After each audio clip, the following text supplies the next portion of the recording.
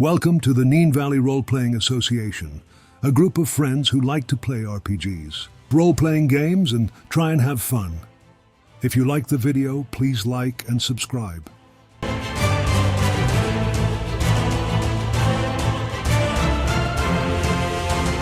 We now have a merch store for our USA listeners. It can be found at www.bonfire.com/store. We will put a full link into the description below. Thank you for your support.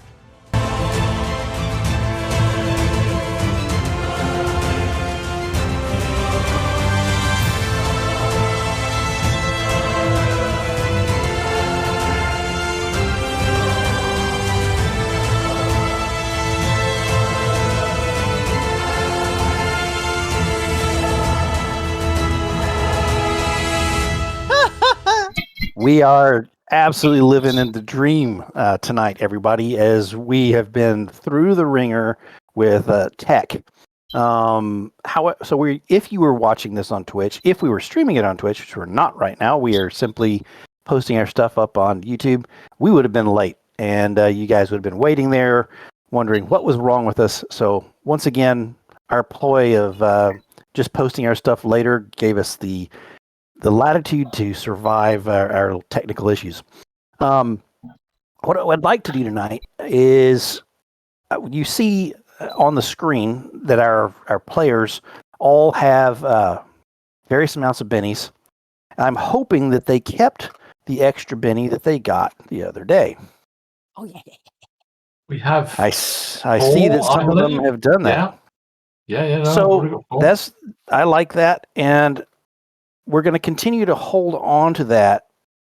Bennies that I give from now on for bending reality a little bit are bennies that stay. I think that's a fair way of doing it. The other thing I wanted to quickly mention is we've had some struggles thinking about the help rules for Savage Worlds. I had a good think because I had a 3-hour car drive today that I really should have been doing things like paying attention to the road, but instead I was thinking about Savage Worlds help rules. And what we have struggled with is how many times you can have someone help and they would have had the success, and then the other person that they're helping doesn't succeed. And it seems a little bit weird. So thinking about it, one of the things that the Savage World help rules let you do is use a skill that you are really good at to provide a success or a level of success to someone who is having to do an action that there maybe is fairly standard. So for instance, if Andy is trying to get through a door, he's going to do whatever, and Fish decides to use his hacking to try and help with the lock. This is just me making stuff up on the fly. Wow, Fish is now using a very powerful role to support, whereas I would not let hacking open the door.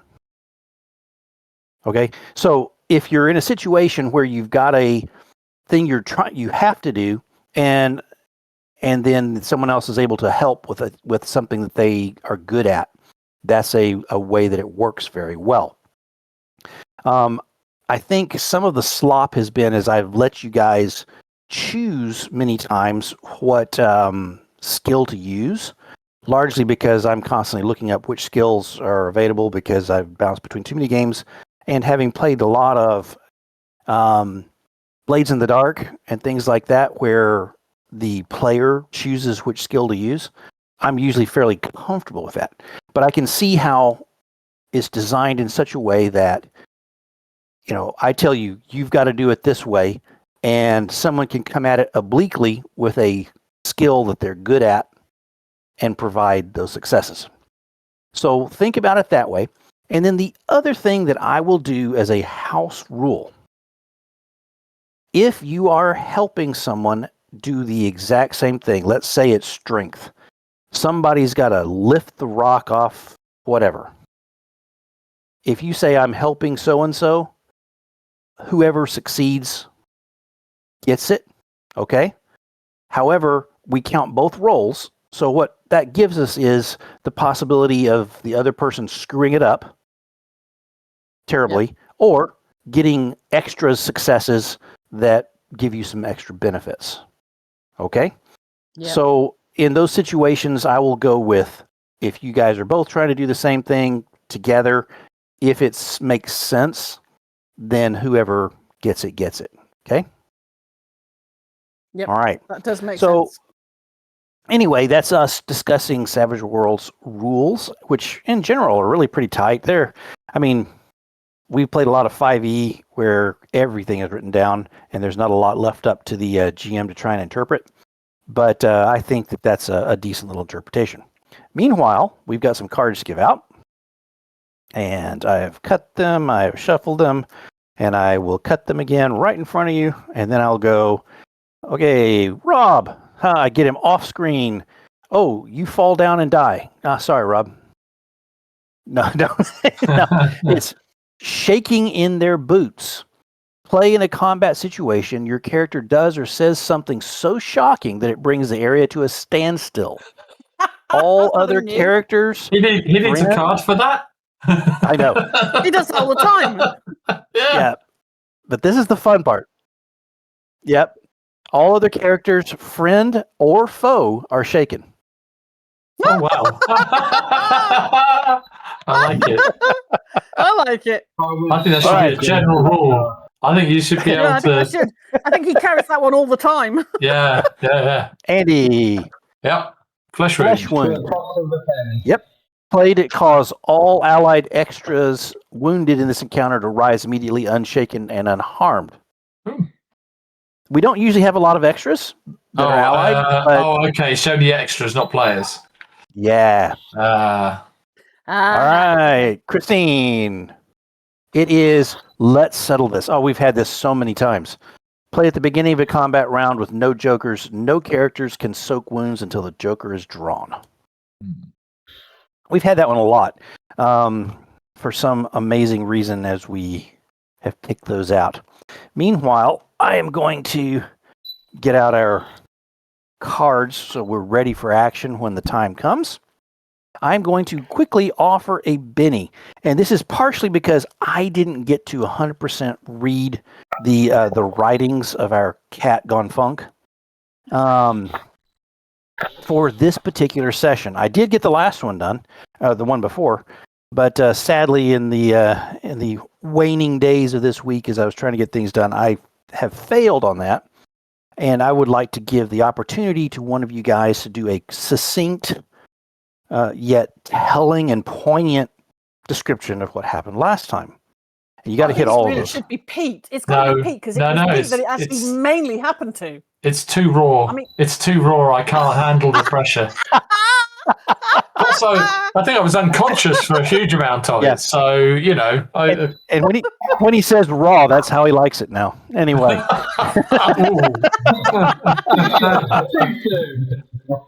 Dear. Come on. All right, who wants to take a bit of a mouthful for him? I missed that, Rob. It's all right. So did everybody else. It's fine. Don't worry. I'll just eat my chicken sandwich. You eat that. Okay. I guess that boils down to you, Christine. Now, I will say succinct. It was one of the words I used. Yeah. Okay, here we go. Right, so Andy wakes up covered in yuck, mud. He's naked in the forest. There's a mauled body next to him of a lady, looks like she's homeless. He has a pile of clothing next to him, and a note. A note telling him, welcome to the experiment. He basically remembers nothing of the night before. He doesn't know what's happened. He's covered in bruises and crap and stuff. So basically he gets dressed, stumbles out of the forest, finds himself literally opposite Mum's. So he goes into Mum's diner and he phones Fish. Fish realizes he actually doesn't have the ability to drive anywhere. So he doesn't wake Grace up, actually, she's already up. But he basically grabs Grace and gets Grace to drive over with him. But he himself has had a bit of a shock because he's been hacked. All his equipment has been hacked, he's realised, so he's a little bit shaken as well. But we get to Mum's Diner, and Andy basically passes over the note, shows us what's happened, and Fish explains that he's been hacked, and then we realise actually that I've been hacked as well. And if he had his phone on him, we would probably find out that Andy may well have been hacked as well, but he doesn't have a phone around anymore. We very quickly head off and buy some track phones to use so that we can message each other. I realise my mum's coming over for the big game because it's our big opening game of the season. I phone my mum to sort of say this is the new number to use just while I've mislaid my phone, only to find out that my sister has won a competition for sci-fi writing, and she has basically won this from Wurzel company, the industries. They were the people who organised this competition for the school, and she has got an internship there next summer. So I will amend the fiction there for just slightly. Oh, yep, you said that they organized that. That's not how. That's actually they sponsored not it. They sponsored it. No, not even that. Even better. Okay. When you talk to her, here's how it played out. Right. Okay. Their student paper published all their stuff, and she got a letter in the mail saying that her stuff had been spotted and seen, and she received this. Okay. Yeah, we'll have to amend that in the fiction. Okay, when you get to that bit and you're reading it, fix it. Yep. So okay. So she has won an internship with Wurzel Industries. And basically, of course, that strikes fear into Grace's heart because now her family's being attacked, being got at, shall we say, by this company that we've been investigating. We basically all head back to campus. Grace heads off to get ready for the big game. The two guys basically do a little bit of is it RF testing on Nessie, because Grace is worried that Nessie's been tracked in some way, has been bugged, and she's right. They find a bug on her, but they also find a bug in Andy's shoulder, in his shoulder, just under his shoulder blade. So he has also been hacked. Got to yet work out a way of getting that out of him. We go to the big game where Grace's parents are there. Fish spends a huge amount of time trying to persuade Grace's mum to join them all in the students' zone, which she won't do. We have the game. It's a pretty close game. Comes down to the final kick, which Grace is all set to make. And she pops her toe. And she has got turf toe. Is it turf toe? Yes, yes, it is. Yes, that's the right name. There we go. She's got turf toe. But now she's in a boot for the next couple of weeks. But she made the kick. She made the kick. The kick sailed through the uprights, and she scored for her team, giving them the win. So big celebrations then, obviously, after the game. Then we trundled back to campus. Grace trundled back to her room, while the two guys went to have a drink and a chat in the common room, at which point Andy felt a little unwell. And for some reason, Fish had one too many, I think, because he then decides to chloroform Andy at this point while he's in the common room, and then have to drag him to his room, bumping him along the corridors as he goes, to find Manny out front of their room, who then spots him coming. The two of them drag Andy into the room, tie him to the bed. Very interesting. Manny's the one left to tie the knots because, unfortunately, Fish doesn't do knots. He never did Boy Scouts, obviously, back in England. He doesn't understand about tying knots. So he was unable to do it. No Duke of Edinburgh for him. No, definitely not. Manny, unfortunately, doesn't tie them very well, and Andy breaks free. So at this point, Fish then goes bonkers with a taser and starts tasering the shit out of everybody moving, including Manny, who is screaming and trying to get out the door. Everybody is tasered in the arse several times by Fish. until he has everybody unconscious. And it's at this point he decides it might be a good idea maybe to phone Grace. I think he heard a voice basically yelling in his ear. It's like, phone Grace! He finally decides to phone Grace and pull her over. She comes over to find basically Manny on the bed, tasered into unconsciousness. Andy on the floor, tasered into unconsciousness and with dicks drawn all over his face, which Fish blames on Manny, even though he also took part in it, but he blames Manny for it. Yes. And a bowl of sick next to Andy, with a glinting item inside there, which she then snuffles off to the bathroom and basically finds a ring in his bowl of sick. And we did discuss that Fish did not see that, correct? He does not see that. That is very good. That is all done in the bathroom, out of sight of him. So yes, but we have basically that is kind of. It was the phoneless bucket. Sorry, I missed that. What was that? I said we did find out, or we did realise that it was actually a boneless bucket. Definitely. Oh gosh. God, yes. Okay. I wish I hadn't heard it now. Actually. It's that type of support. It's that type of support, Andy.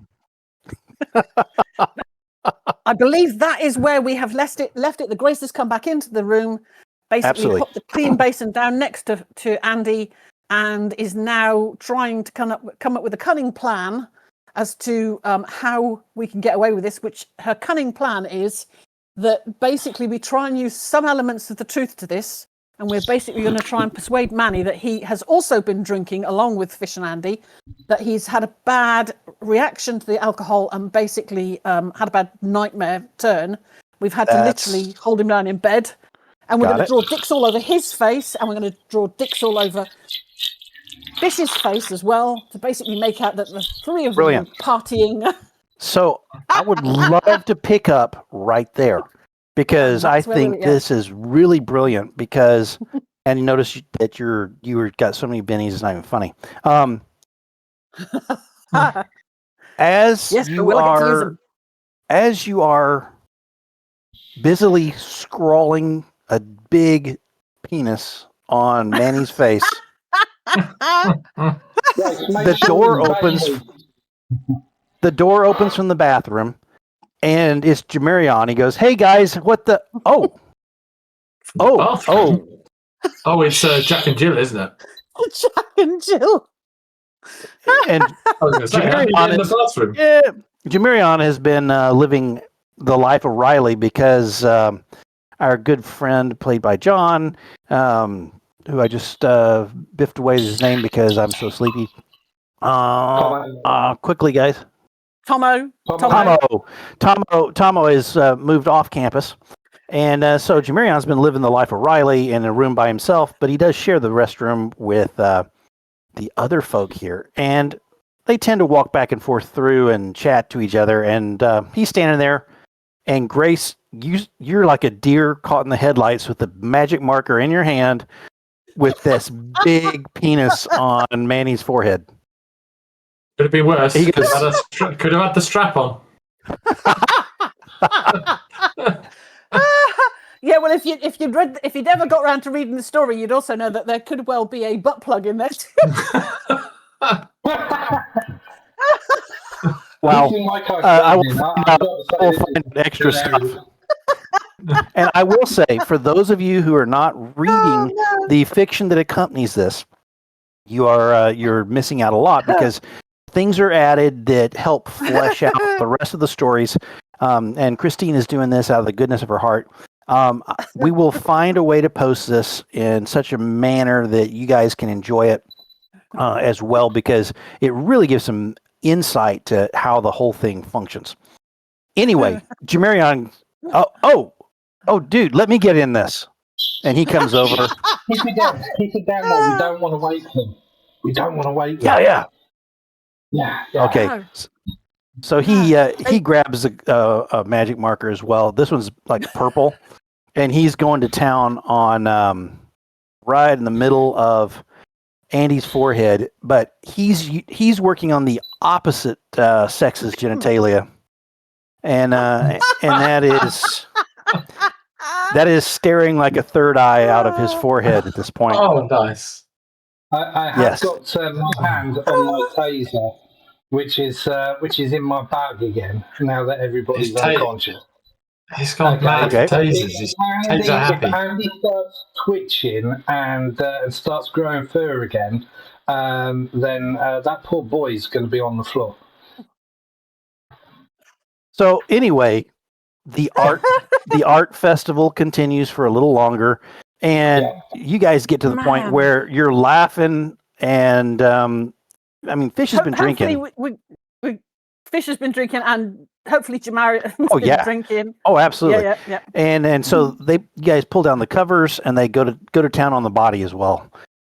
So we'll move a little bit. We'll move a little forward in time as Jamarion finally goes, dudes, I'm tired. I've got to go crash, man. This was fun. That's some good artwork. He takes a couple of pictures with his phone. He goes, "Oh, this is too amazing." He goes, "Oh, I'm sending these to Tomo," and so he zip. And he goes, "Yeah. Oh, nothing more fun than that." Oh, geez. Okay. Hey, if you guys need anything, I'm, you know where I am. Anyway, yes, sir. Yeah. Man, Manny is out. Holy crap. Yeah. He had a bad turn. Really bad turn. Yeah, he's not good with the beer. I think he had a bad guacamole. I think he did. Maybe a bad tamale. So Jamarion leaves, and Fish, you're starting to sober up. At this point, we've got a little bit of time that the two of you guys can talk together about what you have seen. I get the candles. And what? Gets the candles. I get the candles. I know you briefly said what you had seen as far as Andy's transformation, but here's a chance to talk. Okay, with these crap microphones. Okay, I'll do our best. Oh, crazy! I've not laughed so much in ages. I do feel bad because it's mostly at Andy's expense, but hopefully he'll understand that we had to disguise create a cover everything story. As a drunken party. I'll let you tell him that, because if you tell him that I started it, right, he's gonna fucking go ballistic. All right. So joking around, taking pictures of things, but drawing and all the rest of it. But listen, seriously, we were just sat there having a chat about the love organisation that Andy's uncovered, and he just looked at me and he went, "I don't feel too good. You're gonna have to lock me up somewhere." And I'm like, "What? What kinky shit is this? I've never thought of this kind of kinky shit." And he goes, "No, seriously. I don't feel too good, and I'm worried that something's going to happen." So I said, "Look, dude, the only thing that I've got is chlorophyll. That'll knock you out. I don't know." And he went, "Yeah." So I gave it to him, and he sniffed it, and he inhaled it, and then he just went down like a sack of shit. So that's when I started dragging him.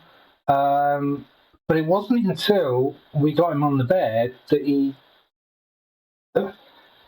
I'll never, ever forget the sound of popping, cracking bones as they dislocate, they kind of break, they twist, and then they kind of go back in to the joints. He got larger, he got longer, and he changed into a small little dash hound called France.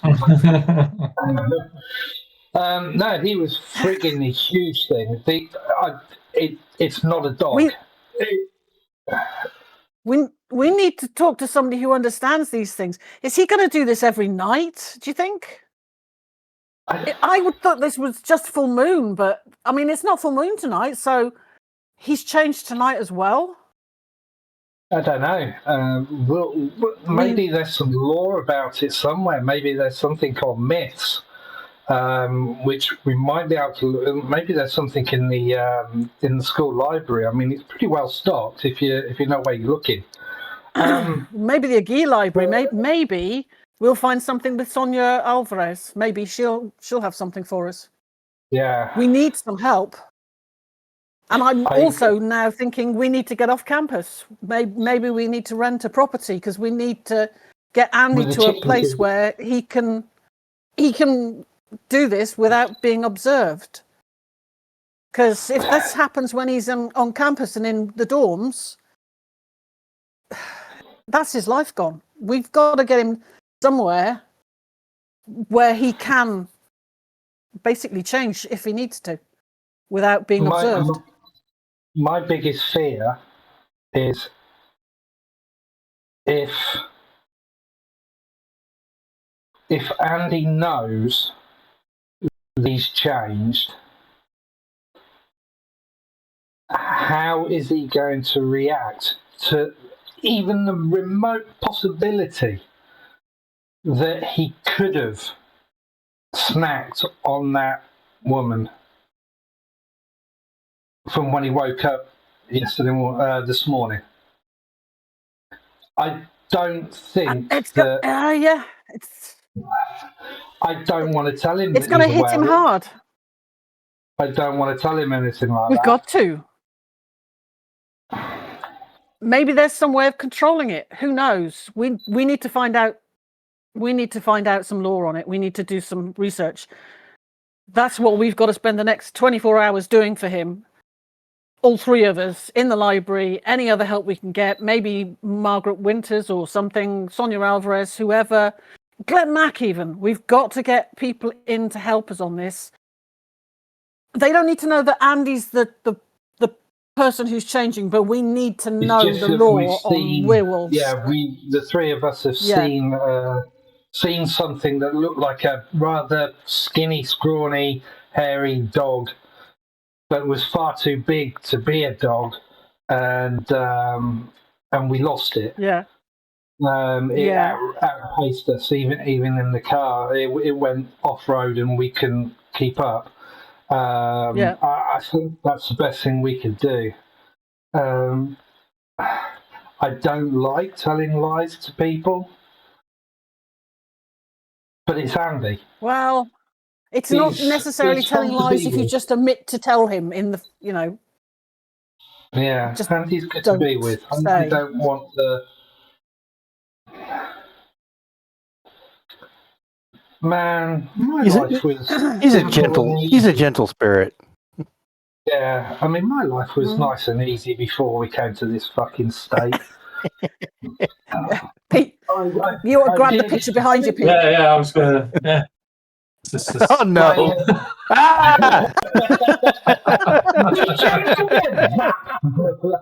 I love it. Grandmama's and Grandpapa's house is apparently full of bumps in the night and moaning and groaning. But I've never actually seen anything. And since I've come here, I've seen a gorgeous woman in white who used to be a student. I've seen a shrunken head that's basically compelled someone to basically act like a zombie. I've seen things come out of the bloody lake and start like causing shit, and they were not very nice ladies.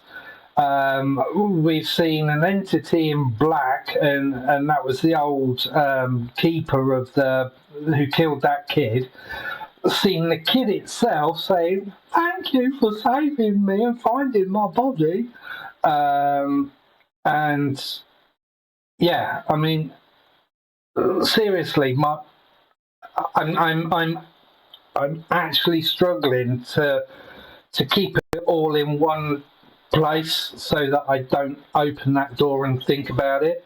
It's almost like my space for that shit is getting fuller and fuller, and it's starting to overspill. You know,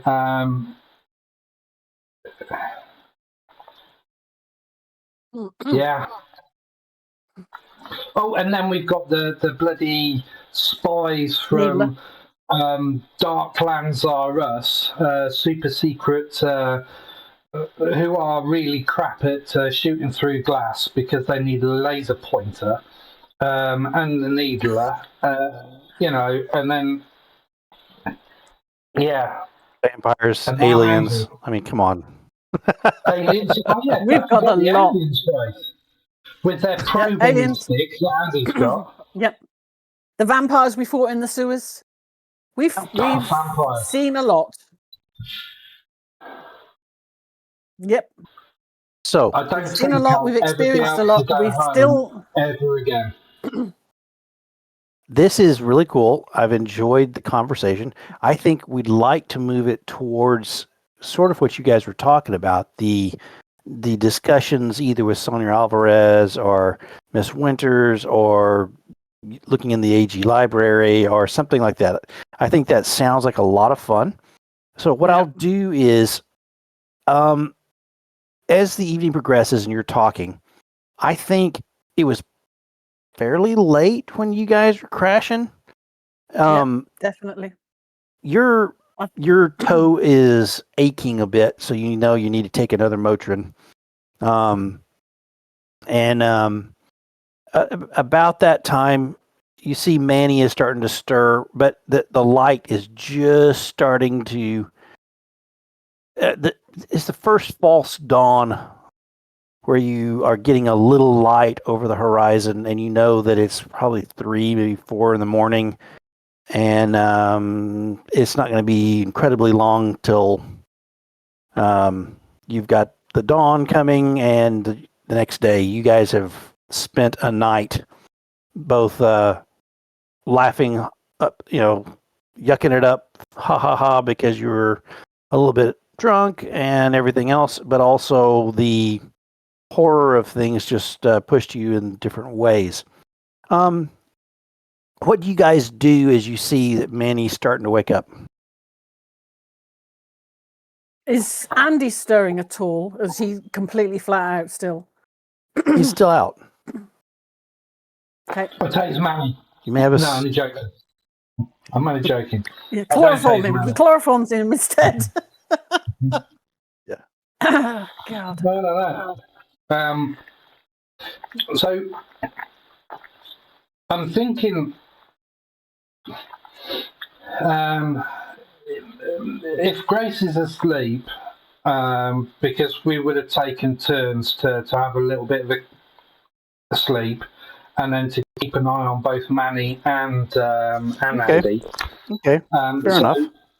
If we kind of say it's either Grace's turn or it's my turn, if it's my turn, okay, what I would more than likely do is just before Manny kind of comes awake properly, I'm just going to shut my eyes and pretend I'm asleep, and I'm just on the floor. I'm sat on the floor. You're on the floor. I'm sat in a chair, or I'm sat in a chair, and I'm basically going to pretend that I'm dozed off. And then when he starts creaking, I'll wake up and I'll go, "Oh, dude, it's like so early in the morning. What time is it?" Oh gosh, my head's banging, Fish. Kind of thing. Oh, Fish, I'm hurting. Oh man, every joint hurts. I don't know what I had. It's like, Oh, he pulls the covers to himself as he realizes that Grace is perched in one of the desk chairs, with one of your blankets sort of wrapped around her where she's half dozed. He goes, Yep. Sean got a foot up on the table to raise it up higher. It's like, yeah, with the boot. And he goes, oh man, Grace is here. You should have told me. What? You wanted me to what? Oh, my head. Just keep it down a bit. What, you wanted me to actually wake you up to tell you that Gracie was stopping over because we were having a drink? What time is it? Oh, it's 5. Good freaking grief. And you're all freaking capped out in here? Come on, fish. Yeah. I'm just gonna roll over, okay? And he rolls over and faces the wall and pulls his blankets up over his head so he doesn't have to hear or listen to anything and goes to sleep. Meanwhile, Andy starts to stir.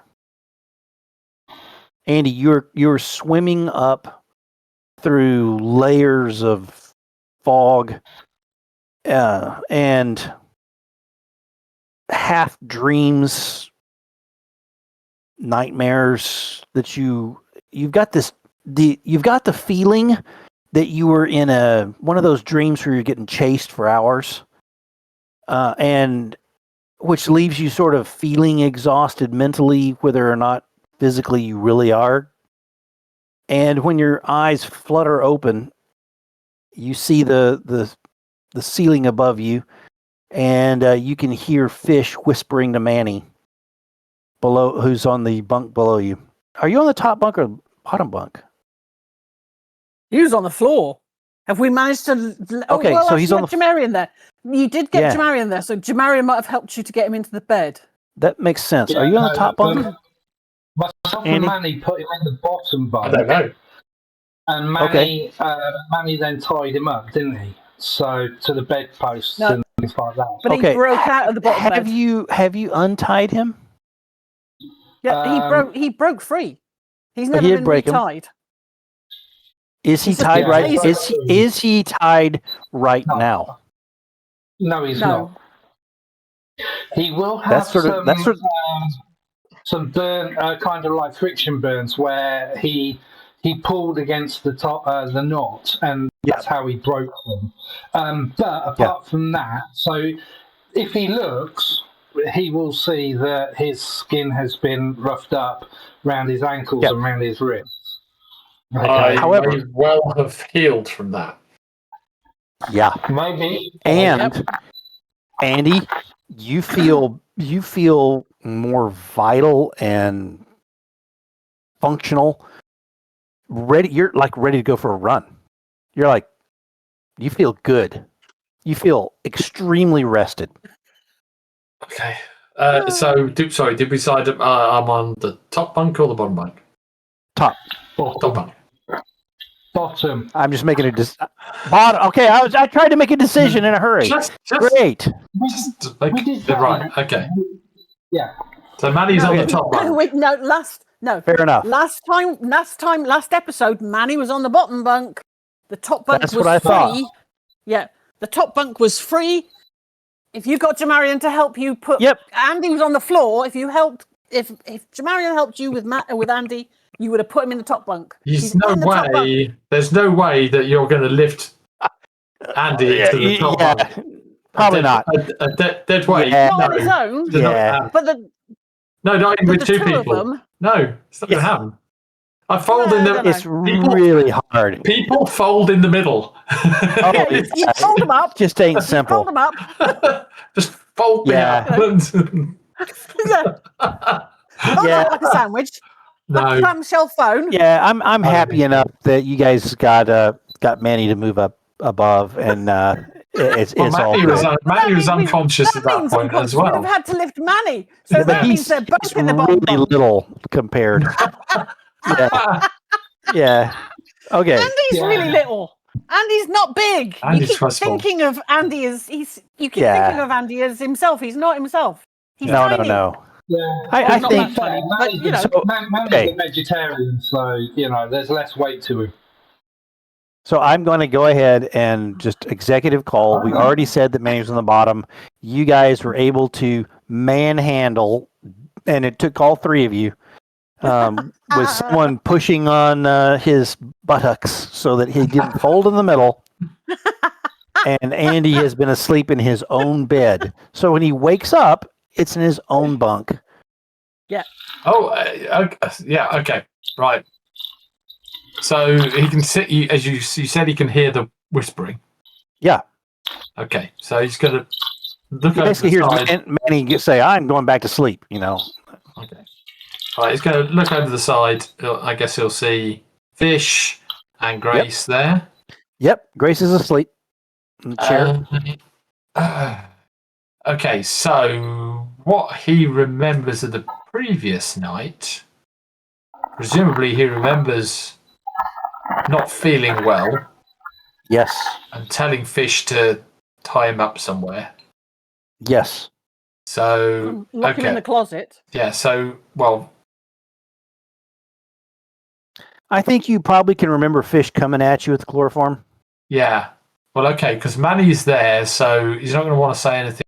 Well, while Manny's there, so as he's feeling good, he's gonna get up. He's gonna hop out the bunk. Plump on the floor. Yeah. Fish, you see him hop right out. Yeah. Grace, you hear him flunk on the floor. What's he wearing? What's Andy wearing? Boxers and a white T-shirt. Okay. In that case, Fair enough. Put on some jeans. You see that on your forearms are some obscene drawings. What the hell?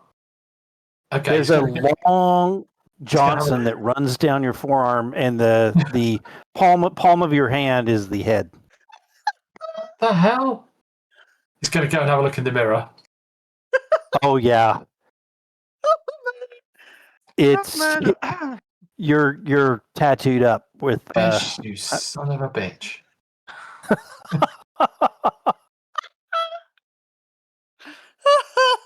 Don't you try and pretend this with anyone else. I know it was you. You can hear Grace laughing in the other room as you go in to look in the mirror. Damn it. Oh dear. Okay, he's going to try and wash that off his face at least. Gotcha. So we're going to have just a simple luck roll. So what we're going to do is we're going to roll a d6. If you roll a 1 to 3, you are able to mostly pull it off of you. If not, it's sort of gotten fairly permanent, and you're going to have to wear it off. So, sorry, 1 to 3 to get it off. 1, 2, 3, it comes right off. Okay. There it is. Yay! Okay, very, very good. So you're able to get it off. There's only ghostly traces of the stuff in the center of your forehead and down your arms and neck, and all the ones that point towards your mouth that were drawn on your cheeks. Yeah. Absolutely. Right. Okay.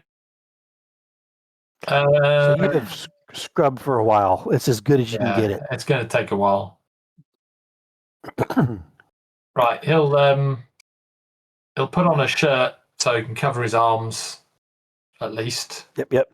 Put on a shirt over the top and a pair of jeans, and then he's going to say to Fish that just go outside, talk about this. Okay, I Grace is there. And if Grace is awake, so yeah. Yep. Okay, so you guys step outside the room. Yeah.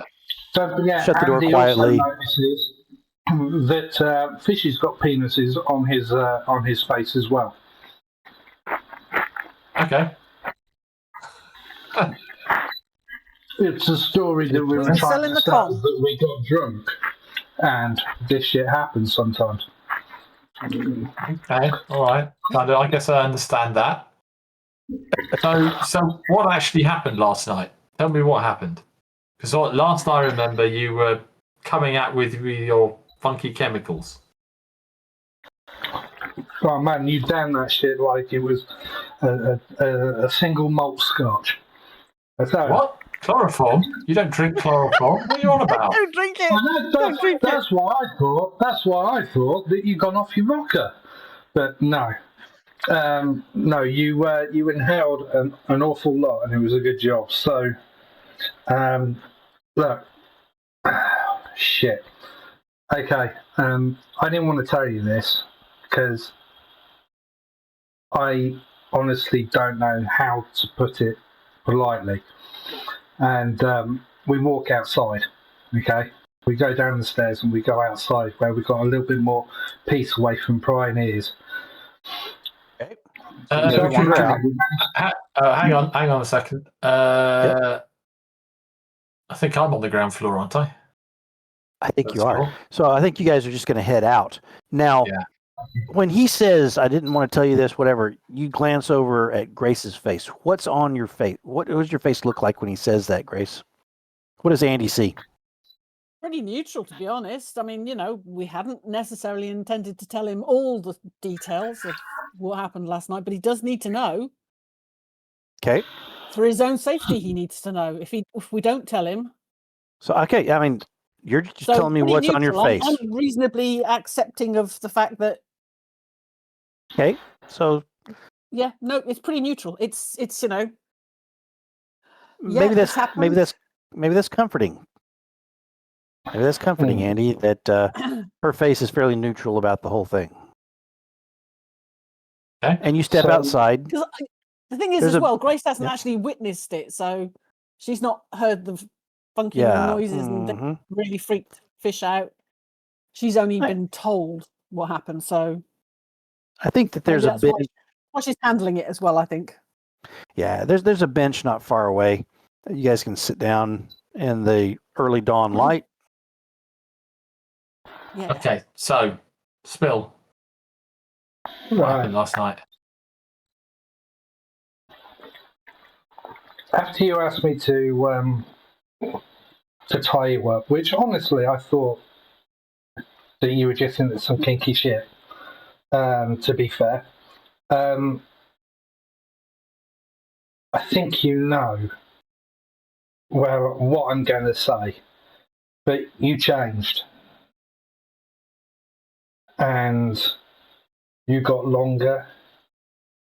You ended up with a tail and big teeth, but unlike Grandma, you didn't have a funky hat on.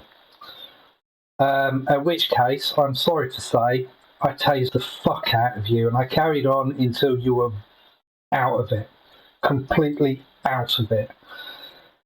Unfortunately, Manny also saw it, so I ended up having to tase him as well until he was out of it. By that time, I got hold of Grace, and she came limping on over, and and then we thought about a cover story. So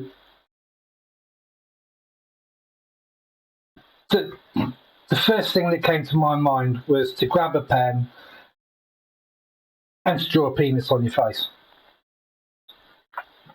And then Tomo's roommate came in later. And yeah, so that's the cover story. We just got too drunk. We're trying to sell Manny on the fact. Yeah, we're trying to sell Manny on the fact that it was a nightmare for him, and he didn't see you change into anything. It was bad case of bad alcohol for him. Bad reaction to the alcohol. He needs to stay vegetarian. Now, myself and Grace have been chatting. Do you know anything about things or werewolves? Is there such a thing as a werewolf? Good question. Occult roll? Sure. Maybe. Yeah. See how much he knows. So whilst he's making the roll. Yeah. I mean, you have heard all the basics. And then with the success, you remember that you passed over because you were looking for other things, but you remember the spine of a book down in the AG library, and the holdings that Sonia Alvarez has that seem to say, lupine something, or it sticks in your brain that there's probably a book down there. Okay. Yeah. But I mean, just the basic stuff. But I think there might be a book. I think Alvarez might have a book. Okay. We definitely need some help on this because we weren't expecting you to change. I mean, wow, that's just. I mean, honestly, I don't know where I go from here. Well, the fact that we can knock you out leads to some hope that we can basically keep you from doing any harm to yourself or anybody else. Yeah. Maybe there's a way to control this. Who knows? We need to find information. That's the thing is, I want to make sure that, I don't want to be responsible for killing anyone. And exactly. I had no control last night or the night before. I mean, thank God that woman next to me had been shot, because if I'd killed her, I don't know what I would have done. Yep. Without anybody noticing, Grace pats pocket just to make sure that ring's still safely stashed away out of sight from anyone. Grace, have you got any silver on you? Any silver jewellery or anything? Yeah, you do. Yeah, it's in your pocket. Oh, no, none whatsoever. I'm pretty certain she'd also have some silver rings herself, Yeah, silver absolutely. Earrings, actually, or something, It's something, we could maybe do a quick test, see if I'm allergic to silver in any way. Yep. Now? So she's got a silver necklace on. I'm going to say she's got a silver necklace on. So she's perfect. Going to pull that off. Okay. It's got a little Egyptian ankh symbol on it, and basically, yeah. She passes it over. Try holding it. Okay. So tell me about this, Grace. Is this like pure silver? Is this plated? What do you know silver. about it? It's solid silver. It's okay. Just a little as I say, a little ankh. Sterling, little Egyptian sort of. Yeah, sterling silver. 92.5% pure. Perfect. Yeah. All right. Then in that case, I think when you're holding it, Andy, at this point, you're sort of give me an occult roll. Again. Even though there we go. It makes you feel slightly uneasy as you're sort of moving it from hand to hand. And you've sort of moved it from hand to hand, you're looking at it, and then you just go ahead and let it sit in your palm for a little bit. And after it sits there for a bit as you guys are talking, it gets a little itchy under the palm. And you suddenly realize that you're having a teeny bit of allergic reaction at the site. Okay, take it away. Red mark. Yep. Slight. I guess that proves it, eh? Damn. Or it proves that you're allergic to silver. Yeah, but I wasn't allergic to silver 2 days ago. Hey, then we've still got options. I mean, the thing is, this obviously they injected me with something. I mean, maybe werewolf blood or something like that. This could be temporary. This could be an ant. There could be an antidote out there we don't know about. Yeah, that's the other thing is if they're experimenting with this, they may have a way of curing it. Exactly. So, yeah. We just need to make sure that while this happens, can you remember anything in your occult knowledge of? I'm surprised that you turned last night because it wasn't a full moon, so that doesn't link with my knowledge of werewolves. I thought it was only on the full moon that they turned. I've heard that I'm it curious can as to know. be. I've heard that it can be sort of the night before and after as well. So tomorrow night is the tester as to whether or not it's I don't know. Well, something I'd more say than let's go to get that book of Alvarez and that. Yeah. have a read up on this. So that is this building, number 6 in red, if I remember right. Mm-hmm. And so you guys can move across campus and arrive there. I mean, you could get there easily by 7 in the morning because you guys have. I mean, that's like 2 hours. I mean, it was 5. You guys have. It's early still. I mean, it's like maybe 6. The sun's just coming up, and you guys are trying to decide what to do. It'll be open. It's usually left open, and so you guys can saunter in through the normal parts. Probably not a bad idea that we get in there really early before too many other people turn up. And there's literally no one upstairs as you sort of move through. And there's a security guard who had recently unlocked the building, and he waves at you kids as he heads off. Inside, you guys move across to the door in the side of the wall that leads to the stairs down to the special selection. And sitting at one of the tables, so if you can imagine, there's like maybe 10 rows of books on each side of a corridor. In front are there's a sort of a seating area. There's some easy chairs, there's some tables and stuff like that. There's a couple of offices off that front where Sonia has her stuff. But fallen asleep with her head in a book at the table is Sonia Alvarez. Not Sonia Alvarez. I'm sorry, Margaret Winters. I can't believe I said that. We can. Yep. By the way, sorry, just as an aside, I saw that. I just dropped a section of the Horror Companion rules. Yep, absolutely. And that's the one we're working with. Yeah. So that says on the night of a full moon. Yes. Now, so I do have some GM fiat. Of course, absolutely. And some of it is, if we look at this, I mean, this has just happened to you. Yeah. I think that your level of control will grow exponentially to where, in times of extreme stress. Well, let's get to the book. Yeah. Let's get to that. Anyway, the second bit is if incapacitated, a lycanthrope instantly returns to its human. Yes, which seems to happen. So when I was zapped, I thought you just zapped me and then I stayed as a warning. No. He zapped you until you had gone to all the way through all of your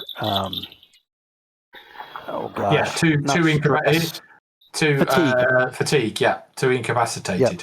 Yeah. So he took you all the way to incapacitated via fatigue, and at that point you changed back, and everything was good to go. Perfect. Great stuff. Gotcha. Let it never be said that I've never taken Andy all the way. But last night you did.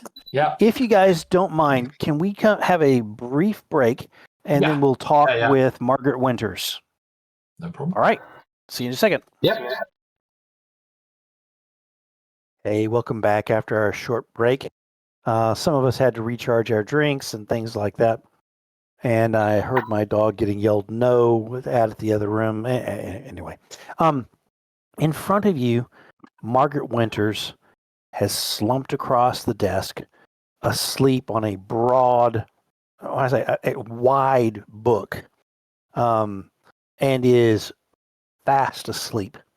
Her silvery blonde hair is spilled out across that book. Andy, find her quite fetching in that situation. Okay. for some weird reason. Huh. But anyway, Andy's a little bit preoccupied, so he's not going to disturb her, but he's going to go and see if he can quietly find that book that he remembers. absolutely. So I would Grace like. wants to nosy at the book that she's reading. She wants to know what she's reading tonight. Do you? She's intrigued. Mhm. So you can scoot across and look over her shoulder, and at the same time, I will take a quick look and see. I think that It's a hardback signed copy of Interview with the Vampire. you can do a research +2, Andy, because the +2 is you remember it, Okay. sort of where it is. Yeah. There we go. Let's have a look. There it is. Oh, Perfect. Yeah, 9. Perfect. That's a race. So you move right across and find it immediately. And it is going to be called let's see. What do we want to call this book? How's your I think- Latin? Yeah, I know. I was like I know. I was sitting there. I was like trying to come up with. I was like, it loop. Hang maybe on, not. hang on. Let's Give us a good see. name for this book. I'm sure Let's give us- Google must know Latin. Come on. Oh, We should be able to do absolutely. this.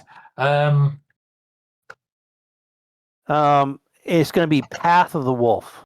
We'll do Google Translate to Latin, English to. Oh, come English to on! Latin. Surely it's How got about? Latin. Oh, here we go. How about? I've got Path of of the- werewolves and other night fiends. Is Lycanthropis Alisca Demonobis Nocturnus. Perfect. That is now canon. You're going to have to write that down because that I will will not come across I on will subtitles. drop it in I will chat get for you. gobbledygook for that. I will pop it I in will chat. get Peggy Dix. That's what I will get. Peggy Yep. Dix. Yeah, So who is there- this woman? Where are we? There we go. Yeah. Rob's So been- there's Rob's much been more in playing this. with. There's much more in this book than just things about werewolves. When you pull it down, it is bigger than a bread box, which is me as a GM saying, I'm about to tell you, and we'll see how well you follow. It is about 2 foot tall. Okay. And Yeah. its length is just almost, it's like 1.5 feet.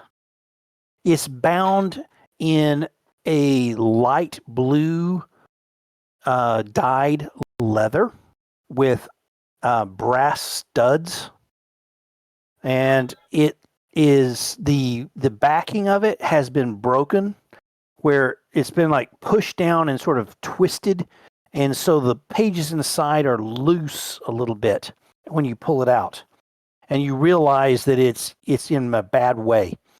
You're going to have to be really careful as you deal with it, not to have pages just fall out of it.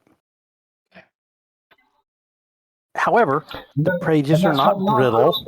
They're not like falling apart or anything like that. It's just the book is falling apart. Sorry, Gotcha. Rob? And that's what Margaret's been reading. No, that's not what Margaret's been reading. Okay. No. And I'll get to that in a minute as I jump across. But I think, let's see here. So I'll get to that in a minute. Is there a photocopier in the library? I'm guessing there is. Yep. Scanner. Yep. So I'll find the as you say, this is about werewolves and other things. Find the relevant section on werewolves and get it scanned in. Gotcha. And I will say if you go over and look, Christine, at the book, that she's asleep, and you have to move a lock of her hair to see the spine. Yep. That is the name of the book. Demonia lubrici. Hang on. Where's that come up? It's in the.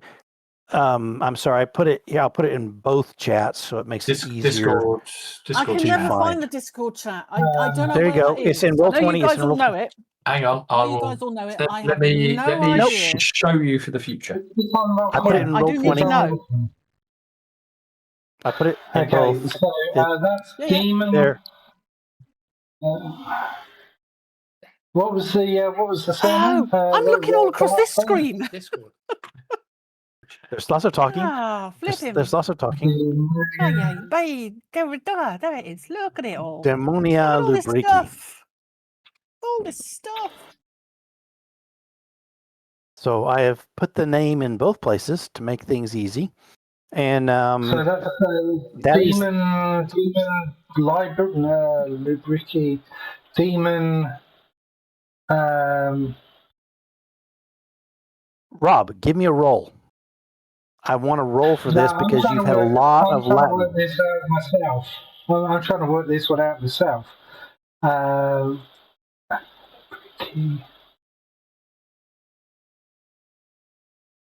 He's Googling it right now and looking like he's really struggling. No, I'm going to get it completely wrong, but I think it's demon law or demon life. Give me a roll. Okay. Give me a roll. Yeah. Oh dear. So I'm looking for, and so once again, I'm letting you guys sort of tell me what, because I don't have my my stuff up here. Here we go. Well, so of course, our characters in the game can do exactly what we're doing, which is Google it. Exactly. Well, absolutely. Yeah, absolutely. No. Hang on a second. Smartphones. We are still hacked and True. unpowered. But We there will are be working. computers in the library. Yeah. That's true. So That's I true. think with that 5, it's the lubrici is slippery. Slippery demons. So she's that's like demonic porn, is it? She's reading about demonic porn. Excellent. I really don't think so. And you do still sound like you're at the bottom of a well as far as you're sounding. Yeah, so that's okay. It's these ear things. Fair enough. So, but she is still asleep. Professional stuff at all. All good. Andy, you have that book in your possession, and you're making copies of all the pages as you're working through. But we're talking about close to 350 pages. How old is this book? It's old. Looking at It's it, in Latin. they're very. I mean, come on, it's written in freaking Latin down the spine. How old do you think it is? How long is it since we've been using exactly. But I mean, a 300-page Latin. They just didn't make books that big. It's in script. It's in script. It's not like it's been Gutenberg pressed. It is handwritten. That is on parchment or on rare book. Maybe 16th century, 15th century. Yeah, something like that. And why the heck is it in freaking Pine Box, Texas? Yeah. But whatever the case, in this strange library that Sonia Alvarez has built. So what I would say is, on the way over, Andy has talked to Grayson Fish. He said, look, we need to sort out something for me to keep you guys safe and me safe tonight. I don't know if you can sort out some chains, somewhere for me to stay. But if you guys can sort that out, I'll do the research. I'm just going to spend time in the library. I'm just going to research the shit out of this. You've got a major problem here. So Fish can't drive. Hang on, fish can't drive, and neither can Grace right now. That's very true. That's interesting. I hadn't thought of that myself as a GM, but that's interesting. Yeah. Yeah. Yeah. You may be doing some basic lessons. What foot's in the boot? I thought it was so basically, wait, all of you understand what we've got now is Puss in Boots. Indeed. And Andy missed that. And sorry. I said what we have right now is Puss in Boots. Yeah, I thought you'd enjoy that. Which foot has Grace buggered up? It's a right foot, isn't it? Left. No, left foot. Left foot. Left foot. That's it. That's what she's doing. If she could. Okay, big old eye. so yes. who could you recruit to drive you around? Tomo would be the only person. Yeah. You guys can call Tomo. Yeah. And I'm just wondering, could you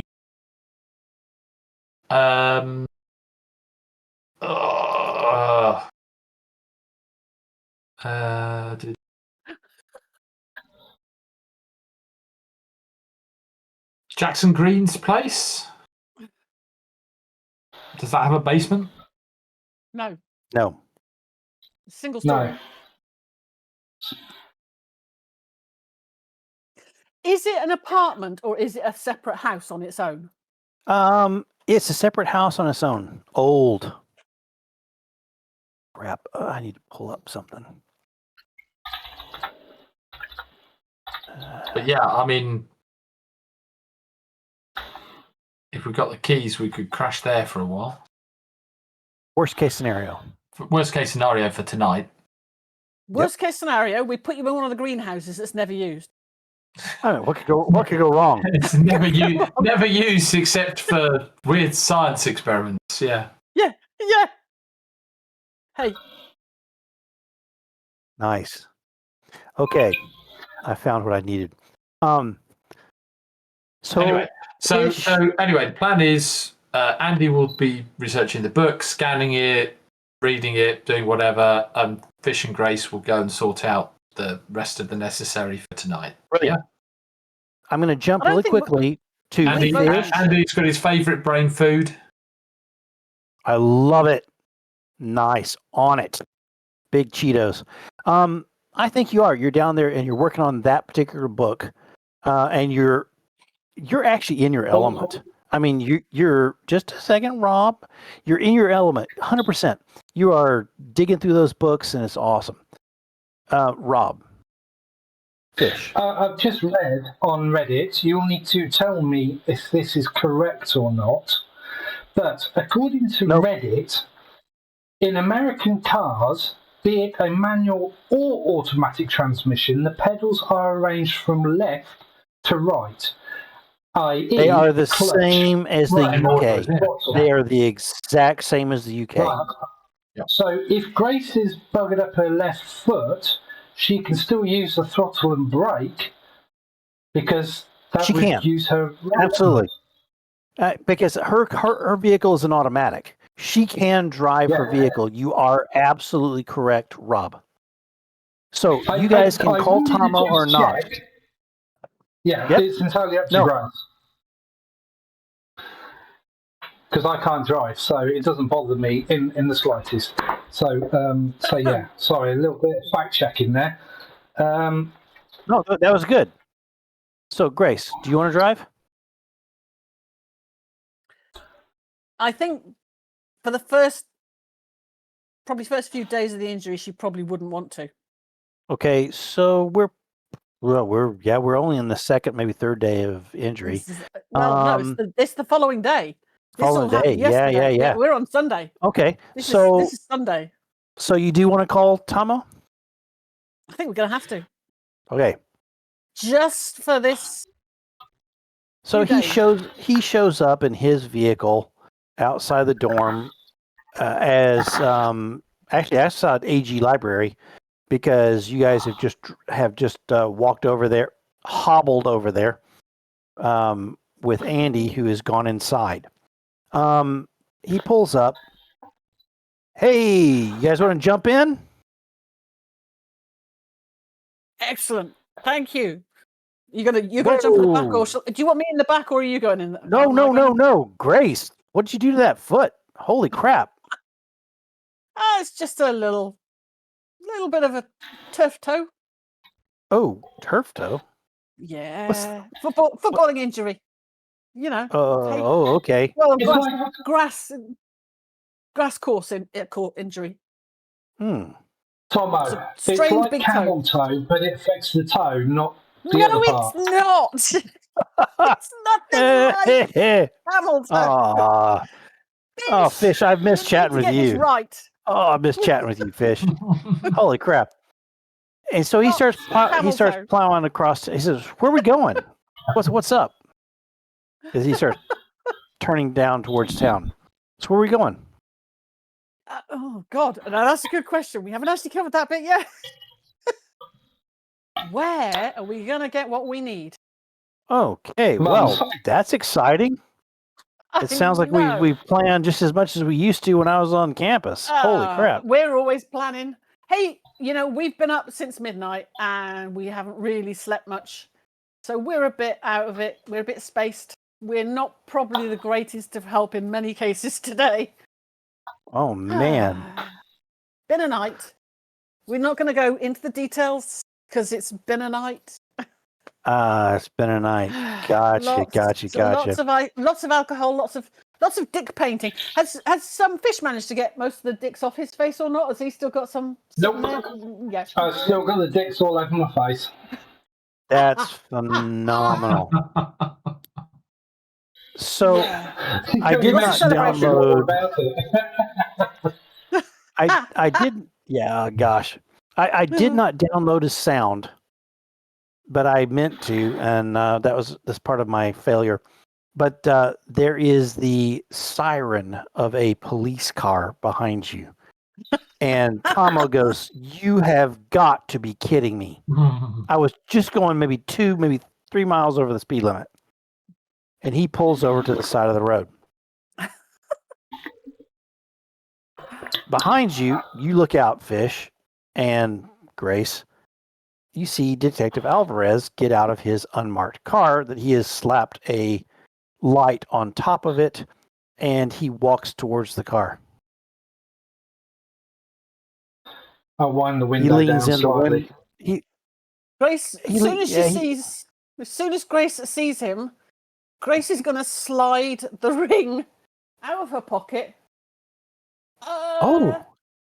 Is it going to go in between the cushions of the seats in Tomo's car? Oh, I love that. No, it is not. It's not. I would love that. No, really. No, it's not going to go there. But it's probably going to go somewhere kind of more sort of secretive. I don't want to know. Probably, yeah. Fair enough. Stuffed inside. Nope. I don't want to know. Stuffed inside her bra. There you go. Stuffed inside her bra. Fair enough. You're gonna slide it in. Absolutely. I hope nobody notices as she kind of, disappears. It just looks like you've got. It looks like you got a piercing. It's all good. So. So Tomo rolls down the window. He's always been a little bit negative / antagonistic towards the cops. He calls him 5-0. He doesn't like Alvarez particularly. He's not. He goes, "Here comes the 5-0, yeah. Hey, what's up, 5-0? As you just said. Yeah. You can hear the audible huff as Alvarez just goes, "Ugh, gosh." He goes, "Hey, kids, what's going on?" Hey, Detective Alvarez. We're definitely not smoking pot in the back. Grace is He going to goes- lean back and slap him. Fish, stop it. Sorry, we've had a long night. It's been a little celebration. He But we're says, going into town to do Christ. some shopping. Christ, fish. Just look at his face. Just look at his face. He says, just Mr. Says it all. Alvarez. Mr. Alvarez. Alvarez these goes- are not and to scale. bangs his hands. No, Alvarez bangs his hands against the window angrily. And all of you are like, whoa, what the hell? This guy is usually fairly normal. He goes, stop. I need to talk to you. Ah. He says, guys, things are not as they were. Okay? I can't completely protect you guys. You know I used to be FBI, right? No. And Yeah. things went south, whatever. But look, we have a new guy at the station, resident, FBI, Mr. Andrew Peters. He's looking into crap around here. Why I is he saw a looking into crap file around on here? his desk with your names on it.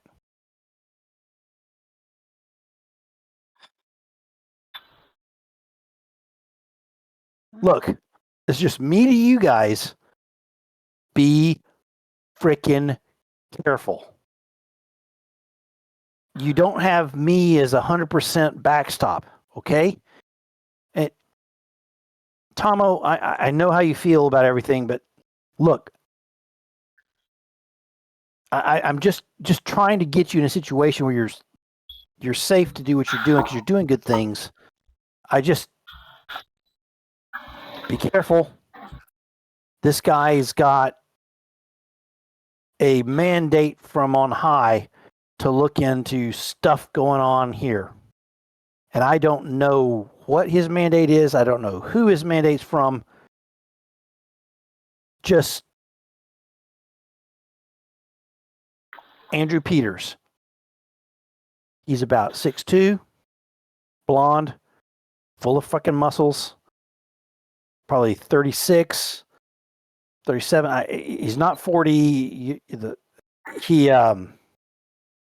freaking intense and very down on me for being ex-FBI.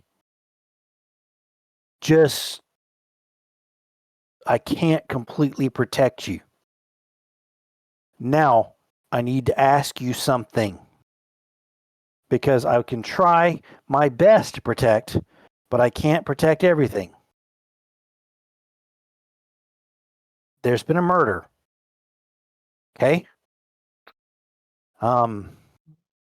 Middle-aged lady, homeless from here in town, hauled out by the lake just in the middle of town, shot, and then savaged. You know anything about that? Anything that I can try and help you with?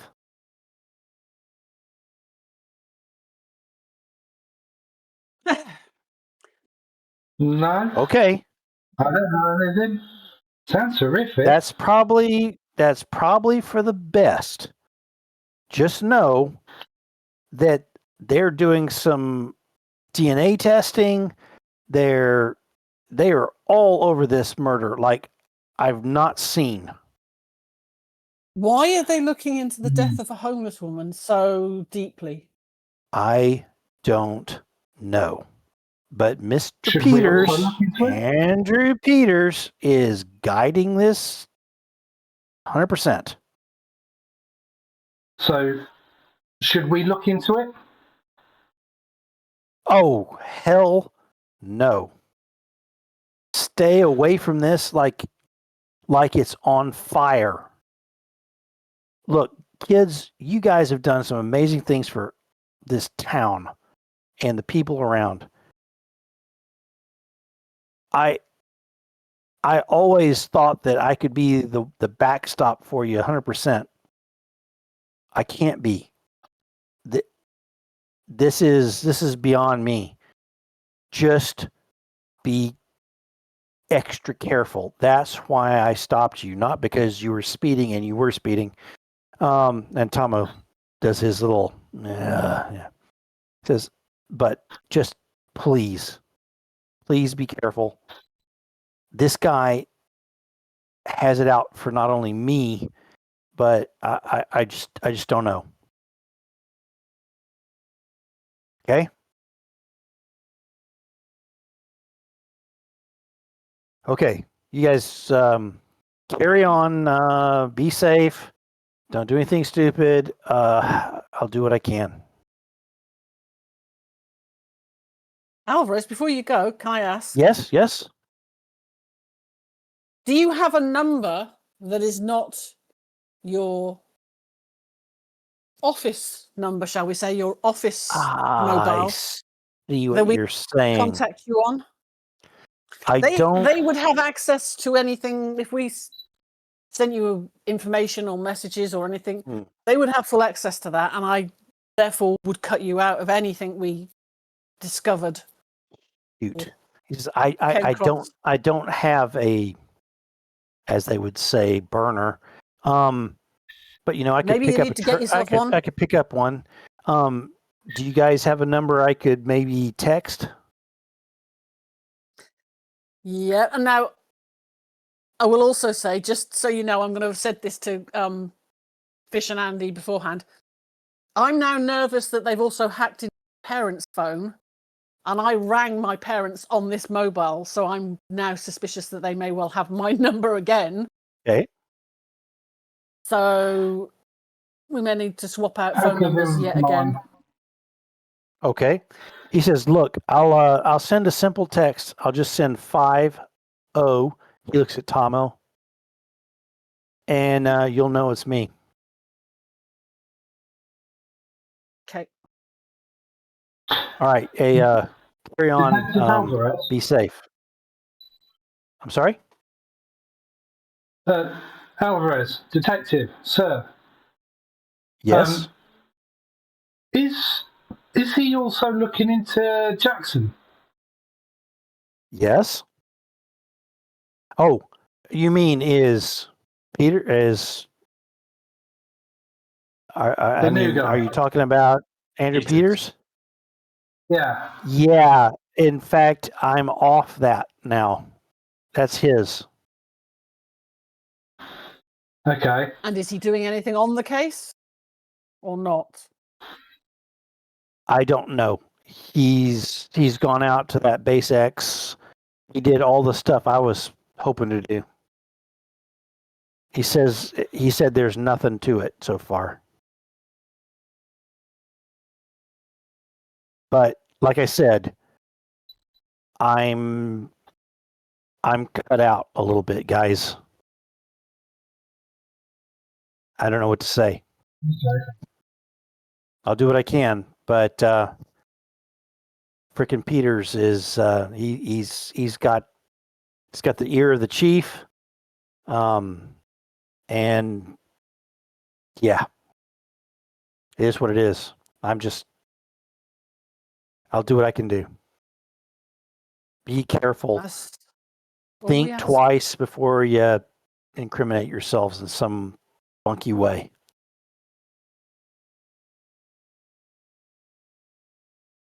Clean up your own messes. Okay, I'm out. Mm-hmm. Take care. He heads off. I like it. Bye. I like that. Button all the way to the top. Okay. So you guys are let go, and we'll go back to Andy, who is in the middle of studying. What I would like is do I want research or I want a cult? I think we're to the point. Here's what I think. Here's what I think is that we're beyond research. You've done the research. You've found what you need. Now we're into a cult. Now we're into digging at the minutia of what's in this book. Okay? Okay. That right there gives you a ritual. This is the ritual that you were looking for. This is suppress transformation. Excellent. And you also gain all sorts of esoteric information about the lycanthropy. And as you suspected, it is not just full moon, it's half moons and quarter moons, and there's all sorts of weird problems that occur for a lycanthrope. And whether or not they can control it. And I will give you another occult roll, and this one will give you some other really interesting information if you do. Oh, You forgive everything. those of you in the game, those of you listening and not watching, he just rolled a full up 23. So what we'll give young Andy is pretty much everything we can. I think what you see is there are several rituals for centering your soul. Several exercises for controlling the urges. What that gives you is, without occult, without magic, without whatever, that we will simply be able to, with a simple spirit roll, you can most of the time defeat this. Okay? Yes. Except on the major phases of the moon. Okay? Which you might need something else. But that is a huge win in that you've got pages of stuff. Now, you're going to need to practice this crap. Some of it is, like box breathing, N5. I mean, there's a whole section that's in Latin, and it makes sense to you as you read it. It's all sort of centering. It's all sorts of control techniques. That's exactly what Grace has been doing for the last 2 episodes. Yeah, Grace has been doing exactly that. I'm describing it in the story. Literally. Yeah. Yep. She breathes in for 8, holds it for 8, then she expels for 8 and holds it for 8. But it's so much more awesome when it's in Latin. Yeah. And there are things. Yourself, I've got a buddy who can teach me this technique. Yeah. And there are focus techniques, Andy, and there is a section on breathing in the beast. And as you poke through that, you think that with the right visualization and the right, you think you have to have a smell of raw earth and trees. You're thinking, if you do this, you could change at your own will and possibly keep control with a spirit roll. And that's an interesting thing for you to study. Yeah. Excellent. Okay. Does he find out that bit at the end of the ritual that it could permanently cure someone? Yes. Okay, I think so with that particular role, thread of hope. Yes, absolutely. And you know what? For him. If there's anything that Andy is hopeful, and positive, and to give him any thread is probably exactly what's needed. Yeah. So you've got a lot to unpack there, but you do this with that role a fairly rapid amount of time, and it's honestly. Does Margaret wake up? I think she's still asleep. You can make a choice if you want to leave without her waking up or staying to chat with her. But Suddenly let she us looks quite move- sexy. Andy's going to take his notes, and Very good. he's going to go back to his room and start working on the breathing exercises and Brilliant. all that kind of stuff. I love it. Let me know if you ever are willing to do the wet earth and leaves and try to change. I'd love to know that. Yes. Okay. I will do. But I'm not going. But he's not going to do that on his own. Let's Very put good. it that way. He's Okay. gonna- So you guys, where do you go? The other two of you with Tomo. Because if you don't give me something quick, I'm going to go right back to Andy.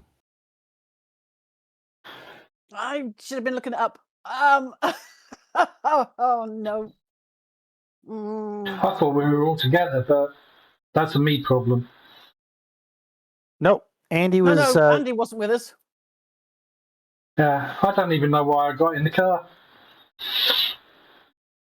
That's okay. That's something that happens to fish. Maybe somebody says, "Hey, little boy, do you want to see my puppies?"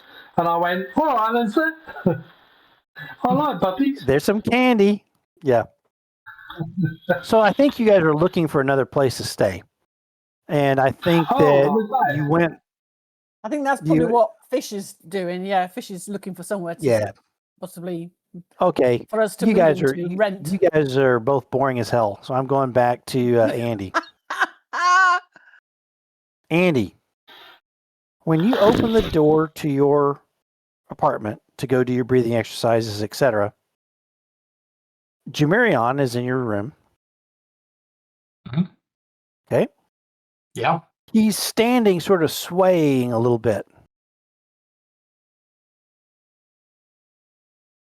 And in front of him is an easel with a painting. Bugger. What the hell's that thing doing here? Oh, yeah. It's exactly what you think it is. Jeez. I need you to give me a notice. I'm saying notice. It is a, come on now. Notice roll. They're just wrong, yeah. That's There perfect. it is. Erase. In the painting, if you glance at it slightly, you know that it's got properties and etc. You see mini Jumerion Oh, gee. in the painting. And the place where the scarecrow was in the middle, it's not on its post. Hang on, we destroyed that painting. Oh, yeah, you did.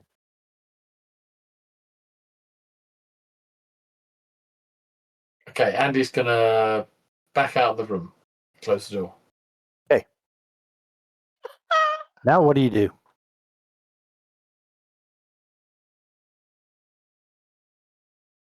I do want one spirit roll. I mean, you did stare at it. I'll just give you a quick. I mean, you got bennies and everything else out your wazoo, but quick look. Okay, No. yeah. You shrug off the urge to stare at it. I mean, we No. never did work out what we were going to do if one of us sucked into a painting. Interesting. What happens if you destroy the painting with someone who's... That's really interesting. Maybe if I pick the painting up and bash it over his head, it'll spirit back into his head. Who knows? What do you think? Do you want to get a hold of your buddies? Yeah. And he's going to pull out his phone. He's going to phone Fish. Because he knows that Grace is probably driving. Okay. Fish. Bring, bring. Oh, it's Tomo. I mean, Andy even. Answer. Okay. Hey, fish. You busy? Hey, dude. Ah, I missed a treat. Yeah. No, I'm just in the back of Tomo's car, just going for a joyride, looking for some houses that we can squat in. Yeah. So, yeah, we've got a bit of a situation back in my room. Somebody's seriously fucking with us. There's, you remember that painting of the scarecrow in the field? Ugh. Yeah. Yeah. Don't tell me there's Guess no what? children in it. No. Guess Hang what's on, on an we destroyed easel? that. Guess what's on an easel in my room that I saw when I opened the door?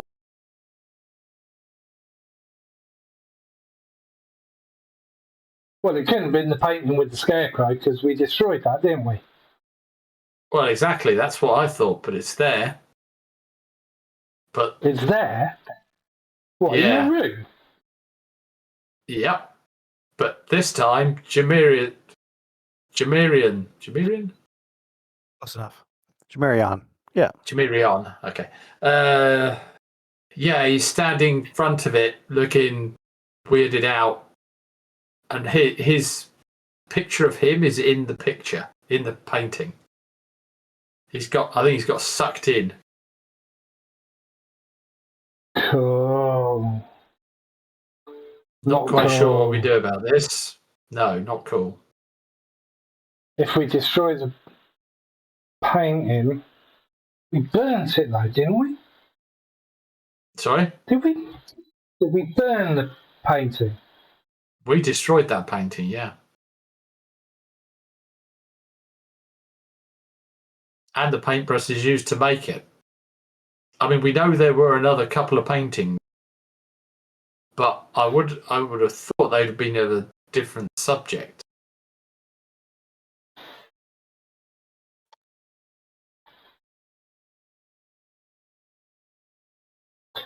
Okay. Hang on a second. Tomo, how quick can we get back to the dorms? 7 minutes? We'll be there in 8, Andy. Get something to cover it over, and Yeah, that's what I was thinking. yeah, don't look in. And we'll meet you over at the security, I suppose, to see if Well, because we've I got think you'd best come up. security cameras, haven't we? You'd best come up to my Somebody's room. got a video. Yeah, I haven't finished making that cage yet, though. Sorry, I didn't catch that. You haven't finished making what? The cage to go around the laptop. Yeah, yeah. Okay, we'll meet you at your room then. Yeah. Okay. Okay. I'll hang up. Andy Right, hangs up. Latest dog. And I'll. Yeah. So basically, Andy's going to cover it. He's going to open the door. Okay. Back into the room to where he knows the bed is. Grab some sheets from the bed and, where he's going to throw it over the easel from the side. I think that's a spirit roll +2. Okay. There you go. That's amazing. So you have covered it. Jamarion continues to stand distracted. Okay. He's breathing shallowly, and about 5 minutes into that drive period,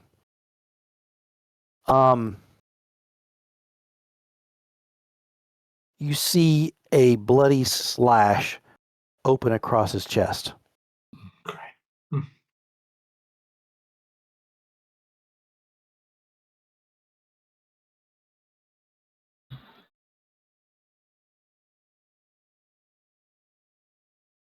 He's still Okay,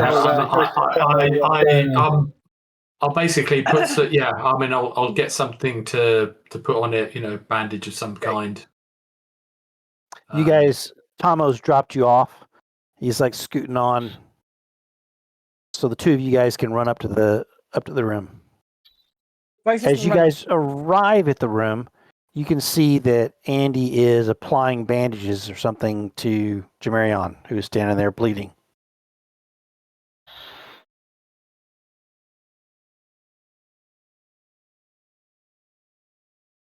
What the hell? A couple of minutes ago, this slash just appeared on his chest.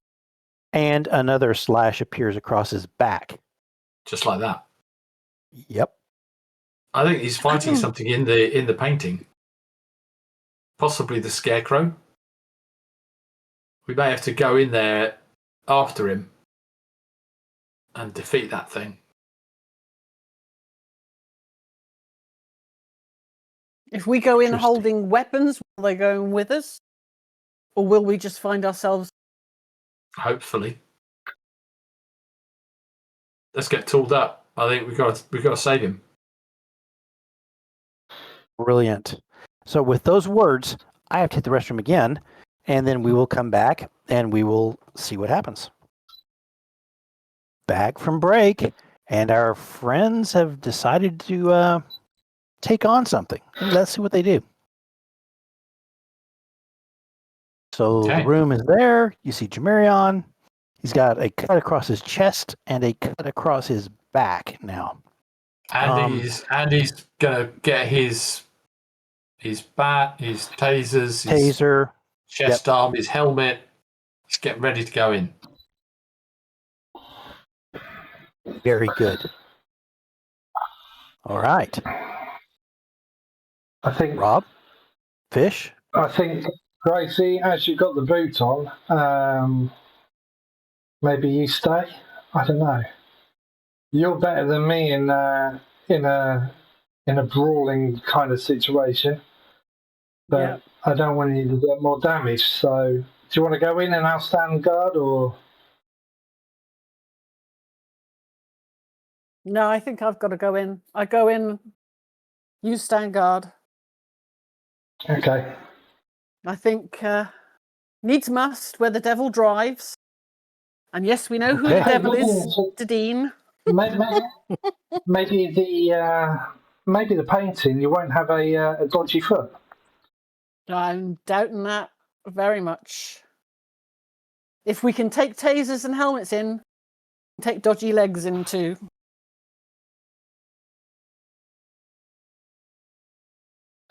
Okay. That's if we can take tasers and helmets in. Hey, maybe we'll find we can't. I think we should believe that we can take them in. We've got to believe. Yeah. Jamarion seems to take another cut across his chest this time again. We got so set you. So it's our medic's job to keep everyone alive while we sort out what's going on inside, yeah? Yep. Is the easel of painting, is there plenty of room behind it? Sorry? Is there plenty of room behind the painting that's on the easel? Yeah, absolutely. It's sort of set right. Absolutely, sort of set in the middle of the room. So what I'm going to do is I'm going to pull up the cover from the bottom and lift it up so I don't see it, but Grace and Andy do.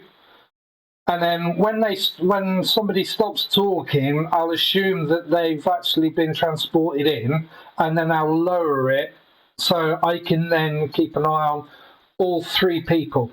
Oh, and obviously we're going to close and lock the dorm room door before we do all that. And the bathroom door. Andy, when I go to this map, you'll be on it in the far corner, just so you can see it. Right. I mean, Fish, you're not actually there, but I am actually. As I did with Andy, you need to make a spirit roll +2 because you're covering everything up, doing what you can to not be in this. Well, it's covered up when he goes in there. He's Yep. going around the back of But it while it's covered up. he's moving things around. It's a powerful thing. Yeah. So let us see what happens.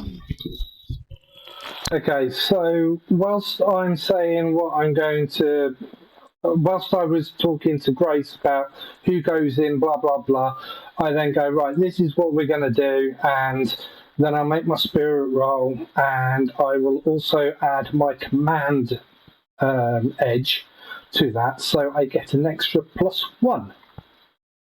Nice. Okay. I don't know your So command edge, but spirit. that sounds awesome. There you go. That's yeah, I think I absolutely. can have it. So, yep, you feel the sucking no. feeling of the painting, Oh, no. but you It's only a +2. So. but you're fine. The two of you are now staring at that painting. You feel a sucking sensation that you can resist or you can let happen. We're gonna, Andy's gonna let it happen.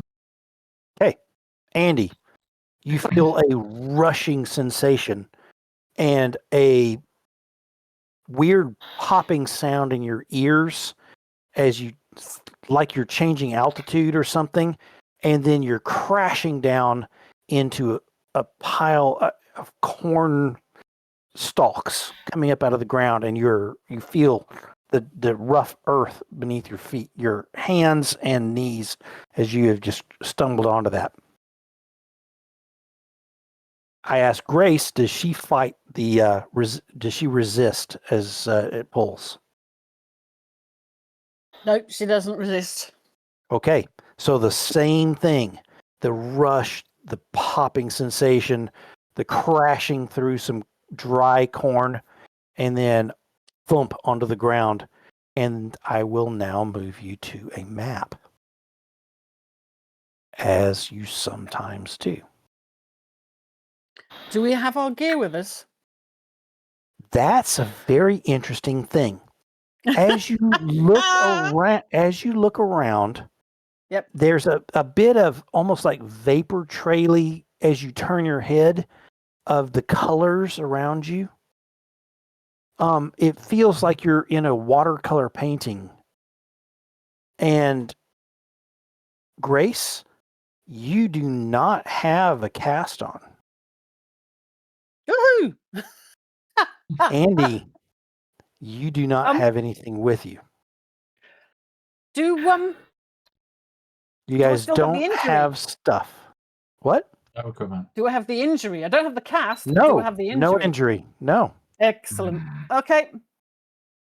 Okay, that's Jabarian. Yep, there's Jamarian, and he's like, "Oh my gosh, guys, what's happening? There's this thing chasing me around." Where is it? Okay, so he points over, and I can see a hat. Is that a hat? I don't know what I'm doing here. No, that is not a hat. That is the pole that the creature was upon. Ah, okay. He says, there's like tears and stuff that way. I don't know what else to say. Tears. It's like, between the corn stalks, there's like things curl. And he's like crying now, and he's cut in a couple of places. Okay. Right. Can we hear anything in the corn stalks? Can we see anything moving? I would love to have a wonderful roll for that. And I think that's of course a notice roll. Okay. Shoot. I haven't even opened my character sheet. Okay. I have made so many rolls tonight. They've been awesome. Yeah. But not this time. But that's not the one. But you've got a bajillion. It's okay. What are we Let rolling? Grace make it. If Grace makes it, she can tell you. Yes. What are we rolling? Notice. Notice. Sorry. Notice. Sorry, I was panicking. Stupid that I am that I have not put my character sheet up. Okay, there you go. Brilliant. Okay, Rob, fish. On the outside, as you're staring, all your two buddies just go zombie-like. And do you look at the painting? No. I drop the. I gently lower the. cover? Whatever it was, the Duvet. blanket, The blanket the over it. duvet, whatever it was, back Hey. over the print, the painting, and I make sure that it's secure at the top, so that it's not going to fall off whilst I'm tending to wounds and what have you. And I'll double check what Andy's done on Jamiroquai. No shit. What's his name? Jerome. Jamiroquai. Jamarion. Marion. Jamiroquai. That's it. Got it. Okay. So, and then I'll keep an eye out for Grace and Andy. And oh, hang on, Grace has gone all zombie-like. Mm.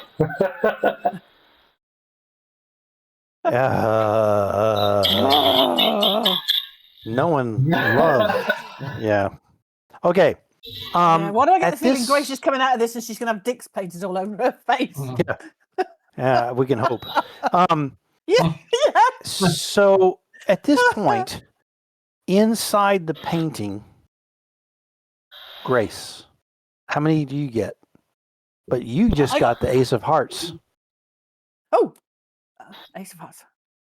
So I need to put up the Tracker. dang it, turn order. I Yep. need to remove all turns, confirm. Sorry about that. There we go. Grace, you got the Ace of Hearts. Andy, 6 of clubs plus, and oh my word, King of Diamonds. King of Diamonds. Okay. So we don't have a actually. I wonder. Let me go to tokens. I was going to see if I could. Okay, look at that. Jamarion has the Jack of Spades. You've got to be kidding me. Wonderful. And then let me go one more time here. And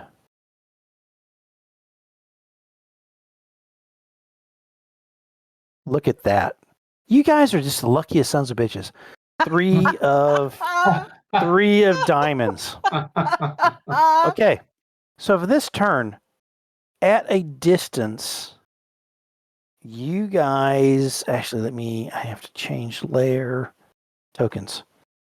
You see through the corn off in the distance, and I'm gonna ping it so you guys can see. Yeah, not really the distance. It's really quite Yeah, close. not as distance as you would like. Yeah. That's for sure. But you see this creature pushing through the corn with a big scythe. It is a scarecrow with a sack, a burlap sack for a face. It's got a painted face on this burlap sack. And it's got straw out of all of its joints and around its wrists. And there's like gloves. And it's got a hold of this freaking giant scythe. And the face painted on it has a hideous grin. I need a spirit roll from all of you. Jamarion screams, and Jamarion is going to start running. The rest of you guys, give me your spirit roll. Andy, brilliant. Grace, Grace is spending a penny. very good. Got a few to spend. Yes, she does. Yeah. Let's see it. There we go. That's what we wanted to see. Okay. So, Jamarion just actually, what did he get? He is Jack, so he's not there yet. Grace, you're first. You feel a wave of dread as you see this thing striding through the corn towards you. It's not moving fast. It's just moving. Okay. Grace is gonna run at it and basically try and she's gonna try and rugby tackle it to the ground. Almost. She's gonna basically pummel into it. She's gonna kick at it. She might well kick at it actually. If we've got no weapons on us, she's using her hands and feet. Okay, so she is going to attack we haven't got anything, have we? We've got no baseball bats, anything. No. Nothing has come through. Yep, she's gonna attack it hands and feet then. So Andy, fists and feet. I just want you to see this. As you guys see this thing looming towards you in this horrific environment you're in, where everything seems weird and off, and even when the corn leaves move in the wind, they leave colors behind them, and traces of green. When this thing comes forward, Grace doesn't hesitate a second.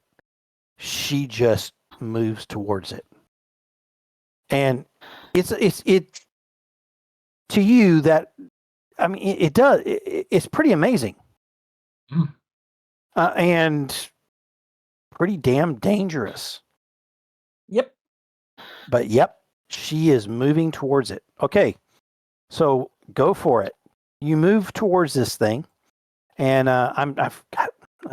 How do I get this out? There we go. There we go. I can move that over there. Okay, so move towards it, Grace.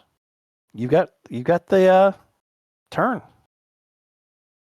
She's going to move towards the thing. As you move closer, the sack on its face, where it's got the painted grin, you see the painted grin grow even bigger, which is really disconcerting because it looks like it's just painted on a sack, but then it goes even wider with happiness as you're coming towards it. Yep. Ready? I am so ready. Grace, there's a fighting fist. There's a 4. Absolutely, and it's she might have to use a Benny. It's his parry. It's against his parry. I think she's going to use a Benny. Benny. Yeah, it doesn't hit. Benny time. Yep. It's Benny time. It is against the parry, and it does not hit. Oh. One away from a critical fail. She's also she's going to use. She's also using her new feat, which is called Frenzy. Very good. Which means she rolls twice. Okay. So I wonder if I should be taking those two as my first roll. Okay, let's take that. Let's take that as your first roll. Basically, Frenzy gives her the ability to attack twice. No. So, but she doesn't get the second D6. She gets 2 D8s, and she gets a wild dice, and 2 of those attacks can hit. I think it's a bit like advantage, isn't it? You get to roll twice for the attack. Well, it's a single attack, but she basically gets 2 attacks. Yeah, or is it? Yeah, 2 attacks. Well, she doesn't get the second wild dice. She only gets one of. So she would get the wild dice from the first. On your turn, you only get 1 wild dice. Yeah. But on your first attack, it was a 2 and a 4.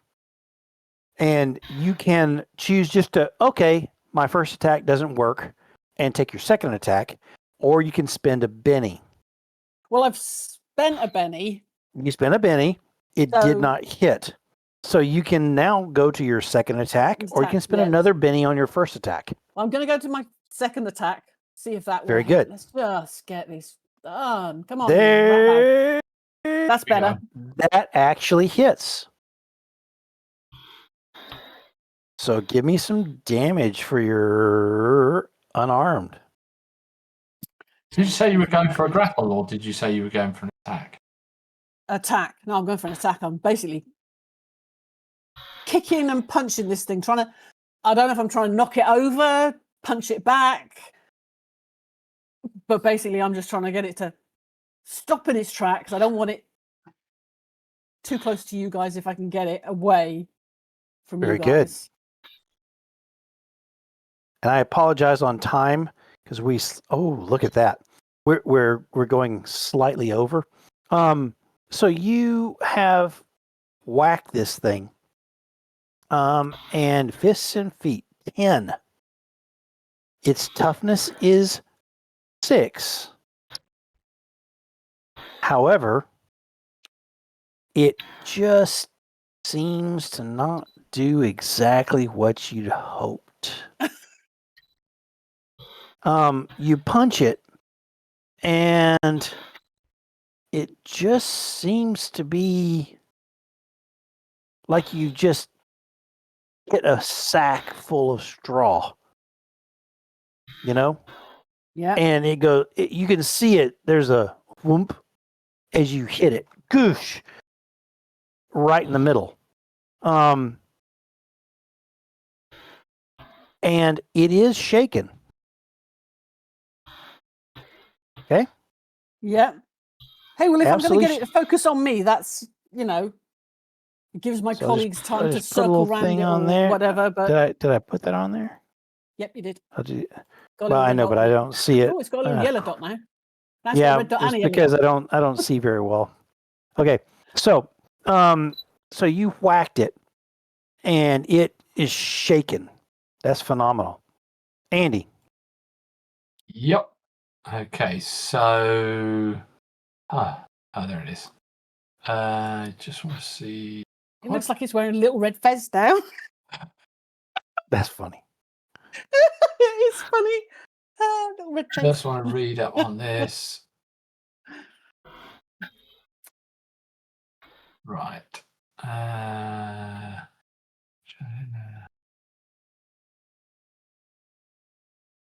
Okay. Right. Andy is going to try and go. So that is an opposed athletics roll To do what? to grapple. He's He's basically going to go and grab the thing. Very good. Yeah, your sound cut out just as you said grapple. Oh, sorry. Yeah, okay. he's going to go up, grapple, opposed athletics roll. I get a gang up bonus. Hey, +1. yes, you do. And it is shaken. So I don't know. So for athletics, what is the? Is it strength? Agility. Agility. Okay. So bump. It does not get the wild dice, but it's got a 7. Oh no. 8. Sorry, yeah, yours is the 6. Mine's a 6. Yours is a 7. Got Mine's it. the 8 +1. Yep. So you have a hold of this creature. Yep, it is now considered bound. Bound. I love it. So, it turns its head towards you as you grab it, and that grinning mouth is pressed right up against you. Yeah. The victim may not move, is distracted and vulnerable as long as he remains bound and physical action other than trying to break free. Yes. It just grins. Again, it's an opposed. Or you may roll strength at -2. Very good. However, it is Jamarion's turn. She can't do that because it cannot do it because. So we'll have to unshake. It will have to. Absolutely, we'll have to Your unshake. sound is Bounce. cutting out, Pete. Your sound keeps Yep. cutting out. Sorry. Jamarion runs over towards the edge of the painting, as pressing into, like he's trying to fight his way through all this stuff, and he's not going anywhere. So that gives you a hint about the edges of the map. Yeah. Andy. Go ahead. Andy says to Grace, "Grab the scythe." Yep. Now that it's grappled, that's exactly what she's going to move to do. Very good. So let me. Well, we have to roll for it first. I do. And I need to, of course, go to where I was. Fish. And then I need to go. Bum, bum, bum. Sorry, Anthony. Fish was waving. Tentacles.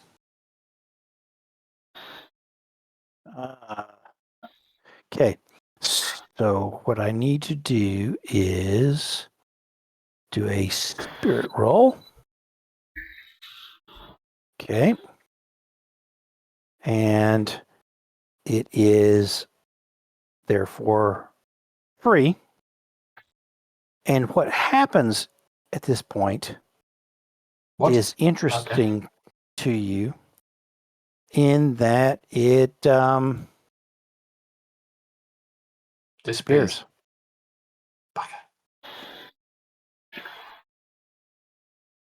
Jamarion is over there at the edge of this screaming. We're out of turns right now. You guys can do what you want to do. Understanding that you're probably going to get attacked again very shortly. Going to head over to the pole. Excellent. So you can move this round, because I'm going to consider it round still, towards the pole. Great. Grace is going to move over to Jamarion. Okay. She's almost going Very to. good. She's almost going to basically. She's going to shake him and say, "Stick with us. Okay, move over there, Stay Grace. together." Move over there, Grace. There you go. Oh, hello. No, I didn't want to do that. Cancel. Anthony. Yes. Sorry, Rob, because you're out of this right now. Yep. No. It's well, I am, but I'm kind of not. So obviously, I can't see what's going on underneath the cover. Okay, No. but I do want to. Do an experiment. Okay, Please. I would like to. Who's closest to me, Grace or Andy? I'm going to go to Andy, okay, and I'm going to just say to get up close to his ear, and I'm just going to talk normally, and I'm just going to go, Andy, tell me when you get back if you heard me tell you when you get back to tell me that you heard me. And then I'm going to go to Grace. And then I'm going to go to Grace, and I'm just going to give her a little pinch on the arm. Not a big one. I don't want to damage her. I don't want to freak her. And I'm going to see if... So when they come back, if we ever have this again, whether there's a way of communicating... Absolutely. Et cetera, et cetera. Absolutely. That is absolutely the fish that I would expect in this situation. I'm also going to get my scalpel out of my bag, and I'm going to take off Grace's big That's the toe fish and I then put it know. back on again. Okay. Very good. Andy. I'm waiting. So you have moved across towards the pole. Mm-hmm. And at that point, you're like excited. You see around the pole at the base, there is a strange curling up of the ground. And if you look at it, it almost looks like you're looking down through the ground to something else.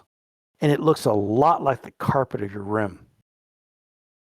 That carpet that you hold in and put over the Formica tiles of your room when you and Manny went out and you got yourself a carpet.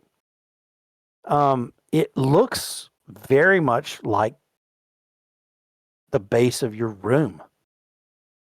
Right. Grace, Jamarian, this might be the way out. And we are back into combat. Okay, so we will now say, Andy, look at that king of clubs. Or? And do I want to get rid of this? Well, no. You give me two and I choose. I might get might get a the second one. Holy Danny got crap. a Joker. Joker. Give yourself what you know you get. Brilliant. Do I get one as well? Yes, you do. And you know no idea why you feel suddenly tougher. Luckier. They heard me. Andy heard me. Okay. Grace felt me.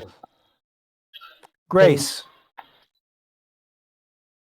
6 of spades. 9. 9 of spades. 9. Jamarion is at 7 of hearts. Thank you very much, Rob. I think you're the one helping me. And Grace.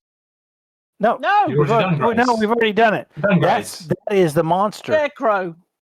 Scarecrow has a 9 of clubs.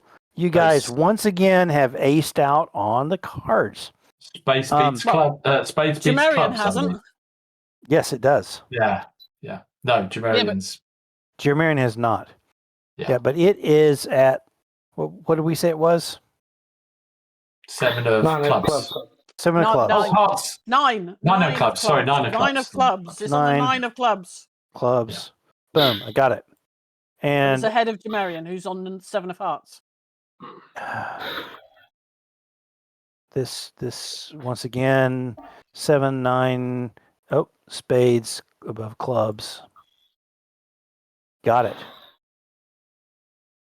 7 of hearts is the bottom. Boom. Okay. So we are set. Andy, what do you do when you see this thing materialize in front of its post? Where? Okay, well, oh, crap. That's it. Crap. I have to move this over to bring it up. No, I don't. There's the post. Yeah. Nope, there's the post. Damn it. Yeah. Just moved the post. Yeah, I did. I'm moving the goalpost. Here we go. Change layer tokens. There we go. Now we go back to tokens, and I think it's right. Too late. Yeah. So it appears next to its post, and it's the sack over its head with the painted face that's so hideous. The mouth splits open and a dangling tongue falls out and twitches towards you. And it's got this freaking massive scythe. Okay, your turn. Sorry, the tongue is got a scythe and it's coming at me. No, it's not coming at you. You have your turn. You see it materialize right there. Yeah. No. So you say the tongue falls out of its mouth. Is it still attached? Yeah. It's flopping around, or it's still attached? Absolutely. It's still attached. Oh, absolutely. We thought it had fallen on the floor and was crawling across the floor towards him like some kind of slug. You guys holding a scythe. I can't make up monsters scary enough for you guys. Obviously. The subject of the conversation was confused. Yes. As was I. I also had exactly the same fair thing enough. you did. That's absolutely Right. fair. Andy's gonna do the same thing again. He's gonna go for a grab. He's in. Andy, give me a spirit roll not to change. Oh.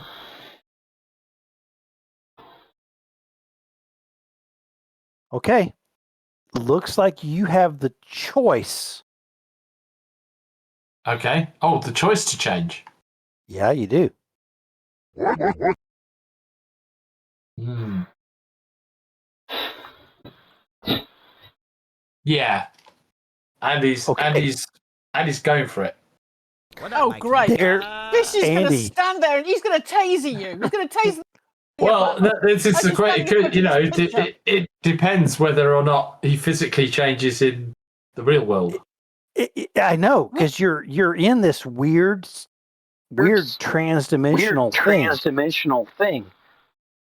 What the hell? That was really strange. That was a transdimensional sound. Okay, I think we've got some feedback there from Rob side. Yeah. Do you save us, Rob? Cut it out. No, one of my earbuds has just died on me, so I'm now working on one earbud. That was awesome. I was like, transdimensional. Okay. So, Andy, this round, you are busy. Oh, okay. No. This is. Yeah. Okay. I think you already made the choice. Yeah. But it's not going to be, because remember, it's a limited action. You're going to have other stuff after this. There's when you make this decision, because it presses in on your mind. So let me describe this. There was a time where I smoked a couple of cigarettes, and it was just like a social thing, whatever. And a week later, I woke up in bed and I was like, I could use a cigarette. It's this weird, extra dimensional thought that comes into your mind that's not yours. This like, let's do this thing. And when you choose to do it, it is with a choice that you're going to take this on. And when the crunching feeling inside as your breastplate, your ribs roll out and your sternum pushes forward, and then the ribs grow out to it, and then your neck bones are crunching up as you've got extra vertebrae, and your head is up above, and then the shoulder blades crack and pop and push out, and you are a much bigger, much more dangerous thing. And we need to get a cool token for that in the future. You're now naked. Dang straight. There's nothing that survives Remains this. On you. You're probably 7.5 feet tall, covered in muscle. And you now have your actions. Right. He's going for the. We'll get there, Rob. He's going to try with a claw. Okay. Ooh, not so much. Gonna spend a penny. I think you should. Another penny. Oof. Fair enough. No. It's just not happening for him. Okay, well, that's fair enough. You just came out of your first chosen transformation. Mm-hmm. That is a crazy thing. Gotcha. Okay. And so, Rob, for you on the outside, you see Andy twitching all over. but nothing crazy is happening. Grace, you're up.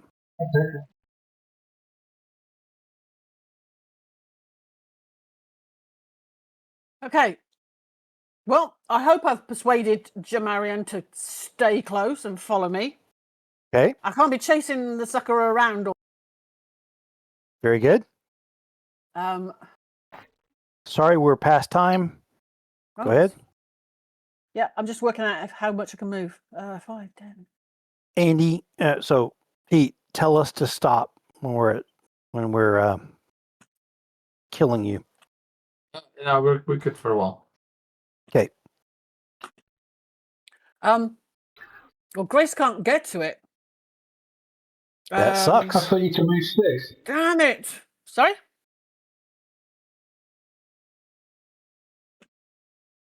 No, you can't. No. You'll be diagonal to Andy. Yep. Hey, Grace, give Yep. me a spirit roll. Oh. Fair enough. Wrong way. La la la la la. Oh, we'll just close down. Thank you. Okay. For a second, you see a swirling of colors around your foot that looks like that stupid cast, but you just sort of squint and grunt, and it's gone. Hey. So go ahead with your turn. I just was giving some color to the actions. She's gonna run over there. Go. Okay. And Very if it's running, hang on. You're gonna roll the die. Very good. Oh, look at that. Ooh. So she's gonna make the final. So you can go where you want. Perfect. I will. Actually, she will go one more. Just one more. There we go. To there. There you go. We'll Basically, see what Jamarian does. She's then stood in front of this damn thing and hoping basically it might attack. She then probably not, since there's now a 7.5-foot werewolf standing next to her. That is, by the way, I do want you to think about that, because this creature that's standing next to this, as you run by it, you just ran by it not thinking about it. I know. The features on it are just enough that you recognize Andy in it. Has it got that little sort of floppy sort of his hair? His hair is just perfect. It's got a little floppy wing of hair. But not. It's freaking scary. But yes. Oh, yeah. Don't worry, Andy. When you get out, you'll be able to contact animal control and put a complaint in about the cat. Okay. So, Grace, do you want to do anything? You ran, so you've basically maxed yourself out. I have maxed myself out. There's nothing else I can do other than be here to threaten it in this, square, draw its attention. Before I go on, fair enough. And it gives support. Blah blah blah. Exactly. Outside of this, in the dorm room, Rob, Andy starts to change. Okay. What do you do? I look at my watch. What time is it? You hear the smacky, ugly, like stirring porridge and pops of his joints going out, and he's just like, blah, blah. He's getting huge, 7.5 feet tall, of fur and muscle and crap. What do you do? And a floppy fringe. Do you want to put him down? Do you want to go ahead and tase him?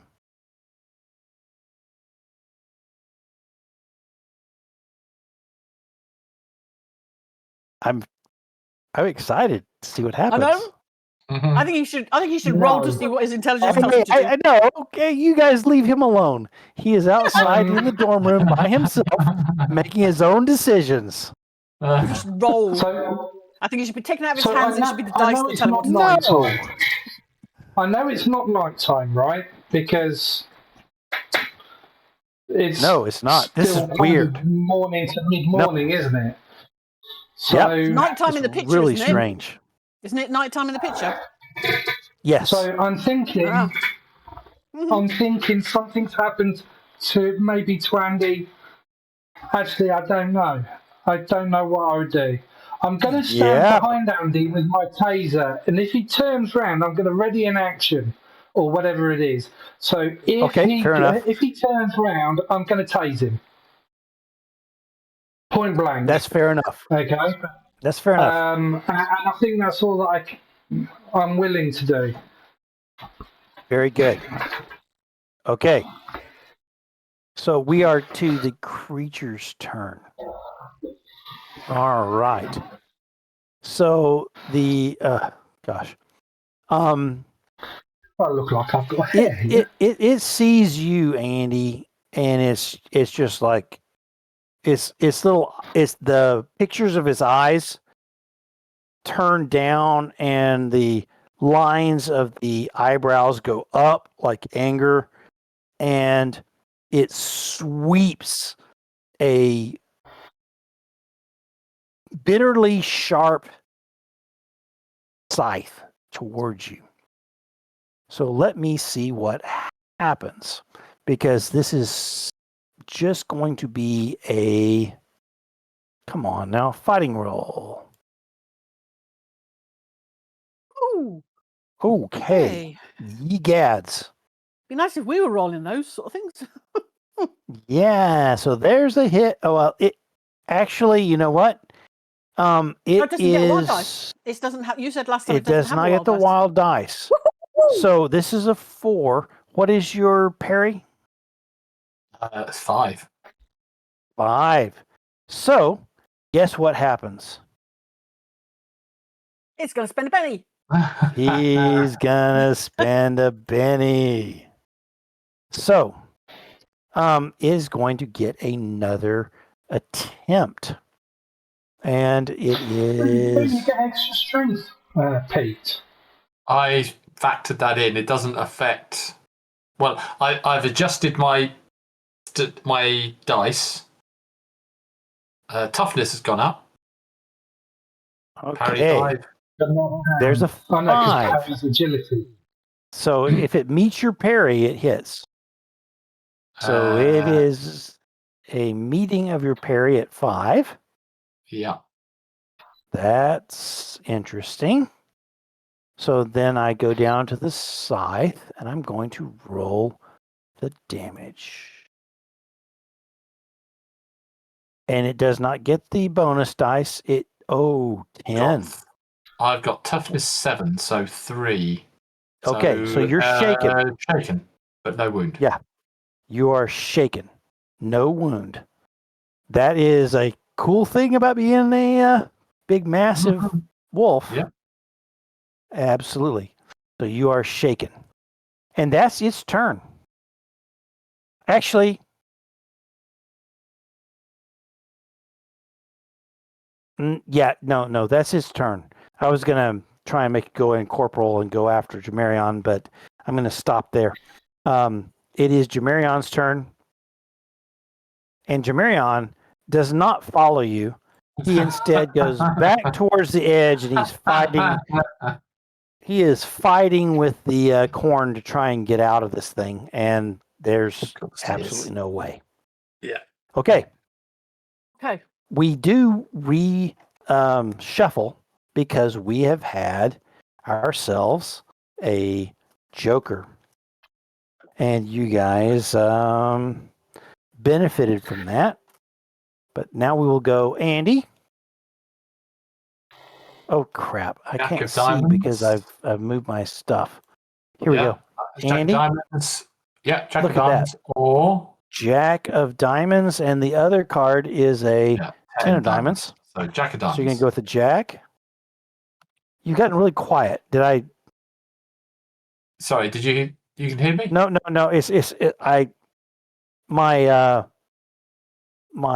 Oh. Yeah.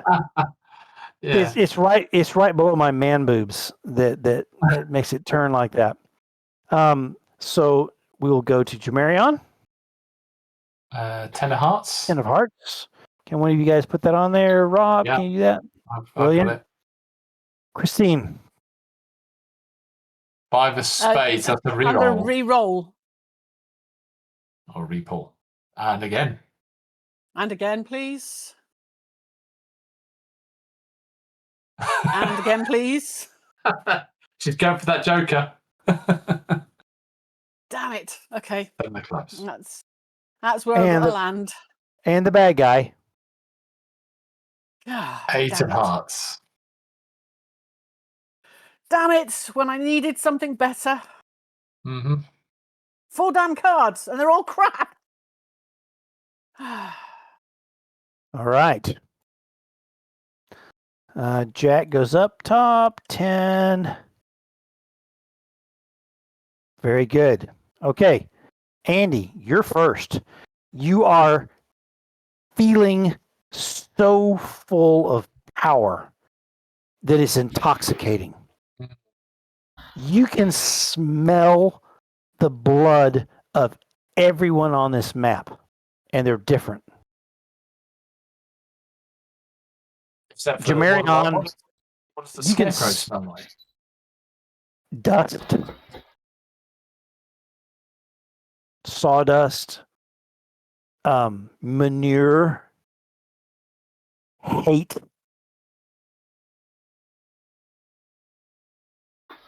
That's what it smells like. Yeah. Okay. Andy's going to go for a grapple. He's going to try and grab this thing. Okay. And is that opposed? Sorry, unshakes first. Very good. And it's completely unshake. So it's an 8. Yeah, opposed athletics check. Opposed what? Athletics check. Okay. So I quickly go down to the scarecrow, quickly roll up to athletics. And it doesn't have athletics, so it's just going to have to go with strength. It can go with strength agility. -2. Sorry, agility -2 or strength -2? We'll go with agility -2. Okay. I may have rolled it, I may have not. So, no, I did not. Just a second. I am on this. Just a minute. Athletics. And then go.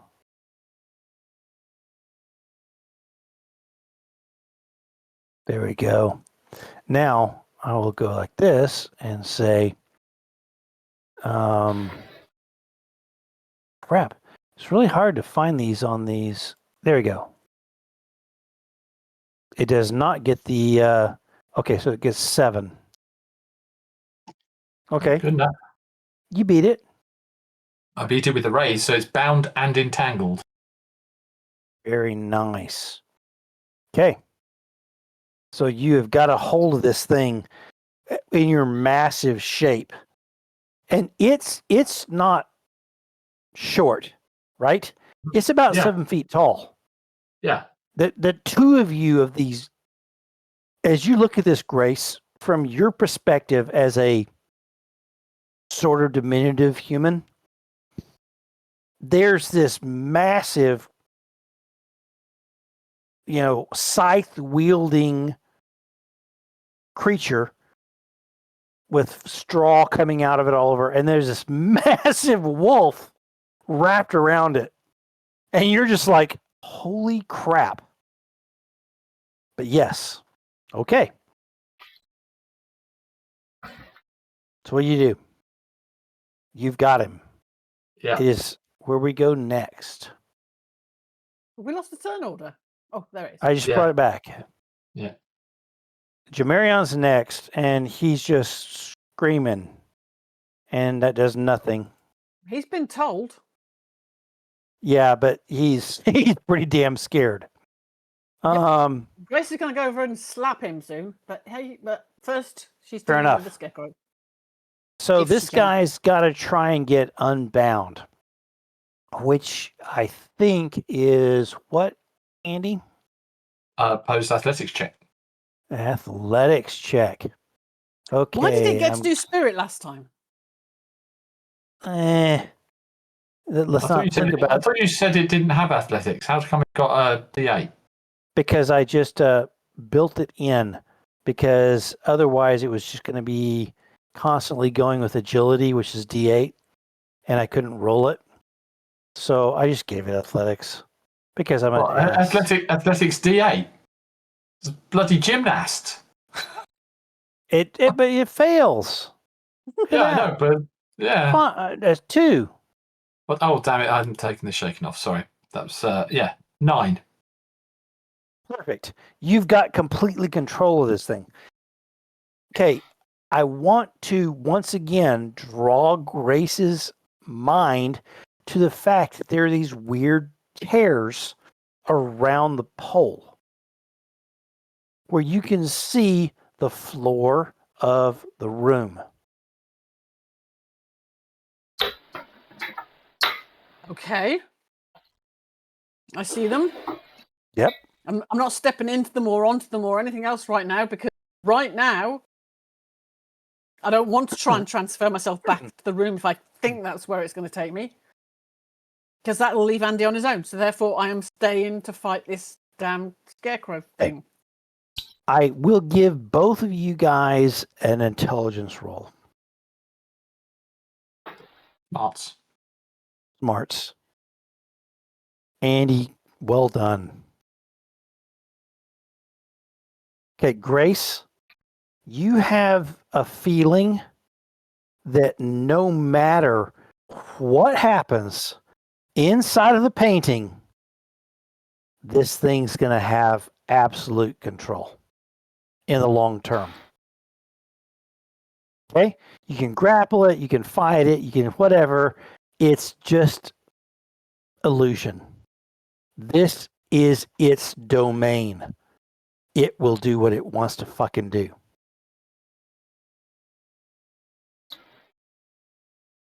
We've got to get out of here. And we've got to get Jamarian and get him out of here. Yup. So, Grace, it's your turn. Okay. In which case,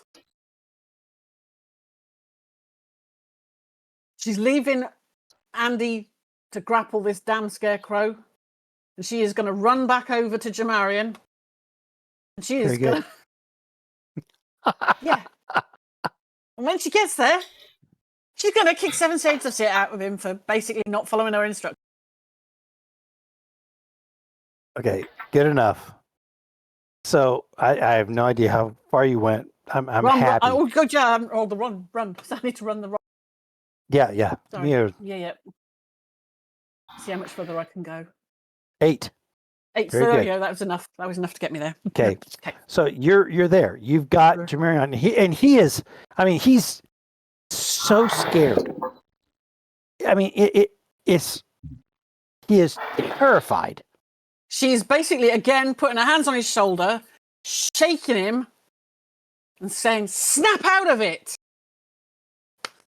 You've got to come. You've got to trust me and come with us." Okay. I think that is what the look on his face.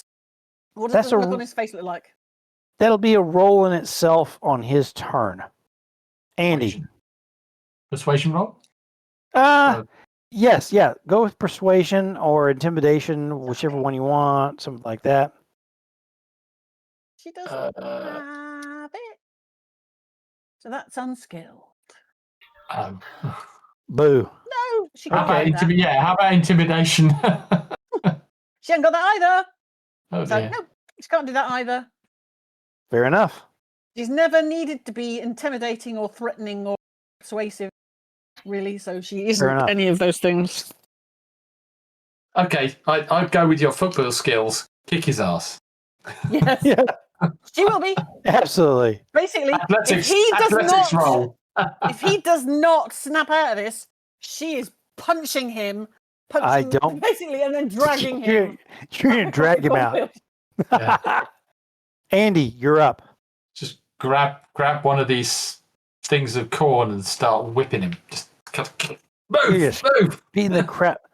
Yeah. No. So Andy, you're grappled with this thing, and it's struggling against you with this massive scythe in one of its hands. It wants to push into your skin, and I'm you're just gonna keep hold of it. I think I can make. Actually, I think I can do a crush. Yeah, crush. very good.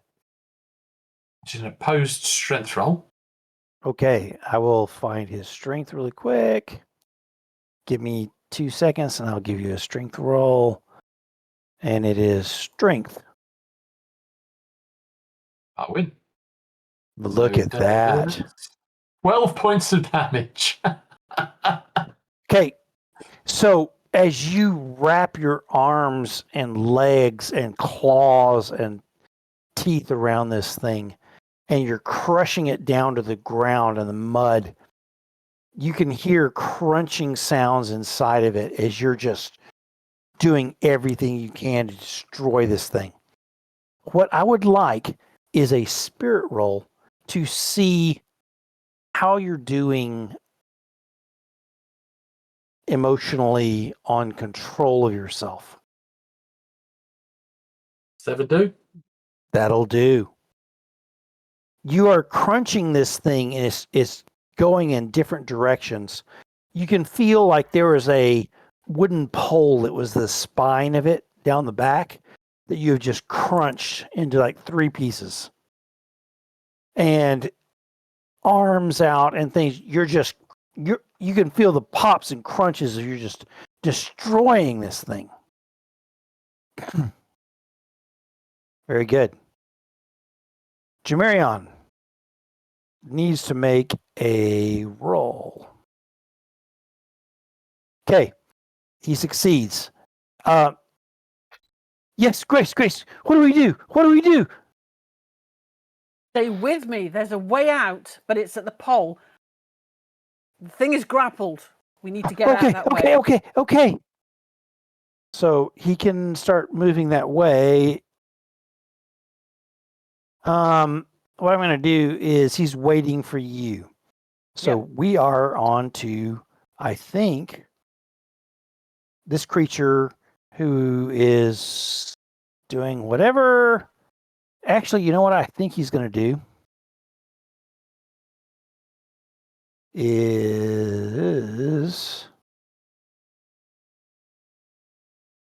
he's not there anymore. Mm-hmm. Yeah. And then I go somewhere else. Okay. And I go back to tokens. And I will say, let us draw some cards. Yep. Andy, look at that. Jack of Hearts or King of Spades. He uses up all the bloody. He uses up all the good cards, though. He sucks the fuckers out of the pack, and then the rest of us get crap.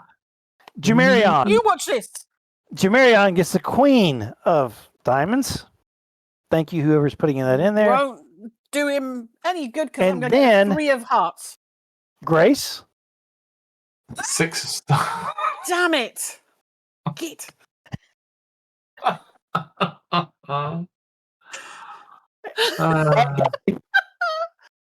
Six Bad of clubs. guy only- 8 of clubs. No, 8. 8 of clubs. Yeah. Or do we get a free round? I thought. Did you last time we got a free round? Yeah, you did. You know what? I'll let you have a free round. Oh, So, ooh, ooh. and that might be enough. Damn it. So we'll put Andy up at the top. I Card would. sucker. Okay. No. Okay. So Andy, First, let me go outside to fish. You are now looking at something that is shocking, stunning, and exciting to the scientific mind. What, It is Andy's got a bone? he's 7 foot tall, covered in fur. Built to match. You want to stroke his Claws. bum. You want to sink your fingers into that lovely, soft little furry. You can't Dude. help yourself. That tail. I've always You want to wanted pull to the be a tail. vet. The fur itself, when you touch it, because you're going to touch it. You're gonna touch Is- it. You're gonna touch it. Oh yeah, absolutely. It's rough to the touch. It's more like a wolfhound than a Labrador, right? The fur is more wiry, and as you Yeah. feel this thing, it is 100% muscle. It is just a specimen of muscle and bone and sinew, and the face as you sort of look around with that extended maw, but you can still see Andy. I mean, you can still see Andy in the whole thing, and it is Okay. twitching and moving slightly to whatever is going on inside of the picture. Okay. So I would like to do two things. Fair enough. Okay. Between now and whenever, I think I want to blindfold Jemerian. Okay. So I'm going to try and find a sleep mask or something like that, and then I want to put a pillowcase over his head. Okay. Yeah. Because I'm thinking if my thoughts behind it are if Andy or Grace or both of them are successful in getting him out of the painting somehow, I don't know how long it's going to take for Andy to change back.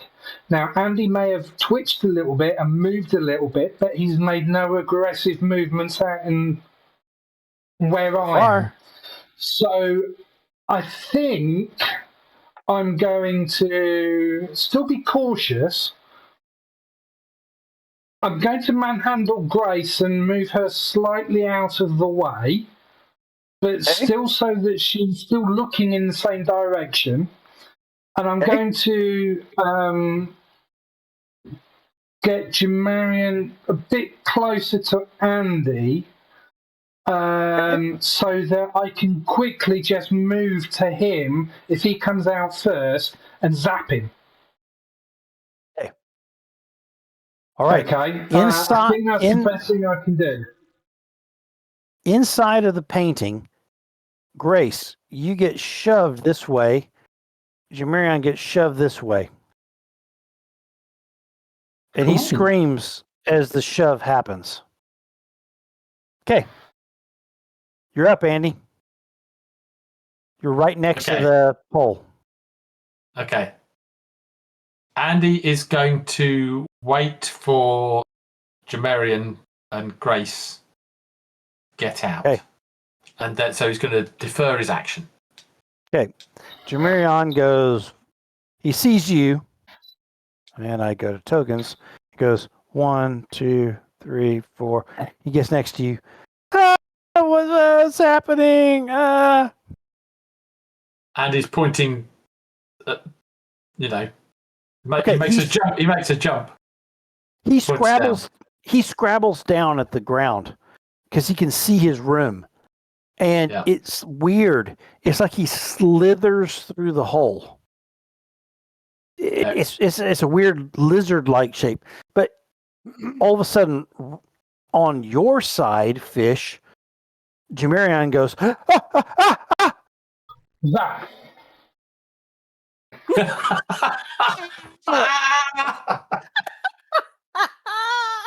I'm not going to make you make a roll. He's down. I love it. Very good. Grace, you're up. Oh my Guys, god! if you were actually here, you would be impressed at the speed at which I can now zap people. Indeed. Grace, you're Don't up. I ever?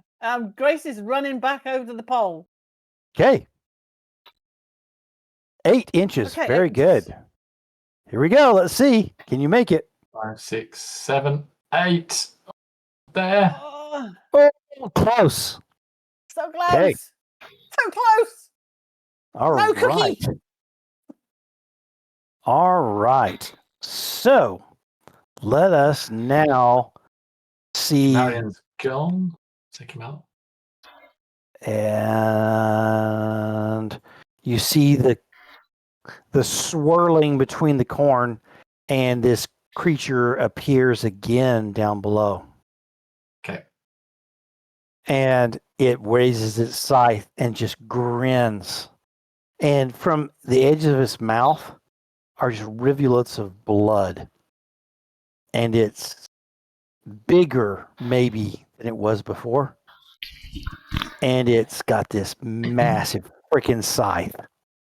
And it stands there, and there's a hideous high. It's not like the low laughter. It's like a child's laughter, high and weird, and it gives you shivers like you would never believe. But it's your turn, Andy. You see the hole. He's had. Oh yes. Well, Andy's. You want to jump through? Well, yeah. I mean, Grace can handle herself, and Very I don't good. mean that in a mean way. I mean, Okay. Andy's gonna concentrate. So she's gonna jump through. That's a move. Yep. And he's going to use his limited action to change back. Brilliant. So, Fish, you see just like a sudden shake of that massive creature, and it's Andy. It's not the wolf. Okay. Grace, you jump out? We've got to do cards. No. Oh, is it cards again between you and the creature? Yeah. You. Oh, yeah. King of Hearts. Whee! Creature. Oh no! Oh! What Oh, the heck? I thought this was over with. No. So the scarecrow is going to attack you, Yeah. and it is going to do that with his fighting roll. And his fighting roll is a big fail. But you know what? I will give it a Benny. Oh. And Yeah, so no, we yeah, will got it. do another fighting roll. I would. There we go. What's your parry? Well, sadly, I've lost a bonus of being a zebra. So I believe. Yes, I'm right. 6. Okay. So it's a hit, but it's not with a raise. So it will instead just do the damage of the scythe, which is 9. What is your toughness? Toughness is 5. 5, 6, 7, 8, 9. I'm afraid 4. That's a wound. that's a wound. And It's shaken and shaken. Yeah. Shaken a wound. And you hear this hideous high-pitched laughter shaken as it slashes across you. And Rob, Fish, you see this slash across her. Okay, I'm on it straight away. Andy is on all fours on the floor, retching as he's come through this. Jamirion is out because you tased him, and she just is shaking, having taken a wound. Okay. I think we're back to the Actually, it's Nope. your card. It's Grace. It's Grace's Go ahead, turn Grace. What are you going to do? now. Grace is basically gonna. She is Unshake gonna. Yes, unshake for the first thing. Oh, what do Let's you want? see. Hang on. Come on. Hang on. Spend a Just spend a penny. Just spend a penny to unshake. Yeah, I know. Yeah, just spend a penny. Good idea. I'm going to spend a penny. You're done. I got a few. Absolutely. You're Absolutely. quite right. Spend a penny. You are unshake. good. You are unshaken. Okay, she's unshaken. It's your turn. She is You going can to just basically. go out. Yeah, she's going to the floor. She's going to try and squeeze herself through whatever it is that Eddie went. I am sorry, not yeah. going to make you roll anything special. Mhm. The weird slithering push feeling as you go through and flop to the floor in the dorm room is horrific to begin with. But you are all in the dorm room with the covered up painting. All of you, including Jamirion, have come through. Grace is bleeding and has taken a slash across from shoulder to shoulder across, and it's bleeding across her chest, and she's looking very pale. But you guys have beaten this thing again. I don't know how you choose to do it. Do you choose to... I see what you did, Charles. Absolutely. So you have removed the wound, and she is instead still just not feeling great. What do you do with this painting? I think what we should do with it is we should do a banish ritual. Ooh. We need to do something, Ooh. don't we? I really, really like that concept. I think that's where we may start next time, is with a cool banish ritual to get rid of this thing from this plane. Once and for good, yeah. Absolutely. What ingredients do we need? We'll have to figure that out. We need a kitten's tooth, 6 ounces of holy water, and I'm sure. Very good. Okay. Thank you guys for letting us extend a full hour of playtime, well beyond what we ever should have. And the only person really suffering from this is Pete, because he's the only real person in the world, as the rest of us are just punks who just play games and do what we want to do. Thank you guys so much. I love this game. I love playing with you, and I didn't know how this was going to go tonight in any way, shape, or form. But when it extended a little bit further in some of our other ways, I was like, okay, we're going to do the freaking scarecrow. Let's do this. So cool. Thank you, and we'll catch you in a week. See you next week, all. Less than a week. See you next week. Less than a week.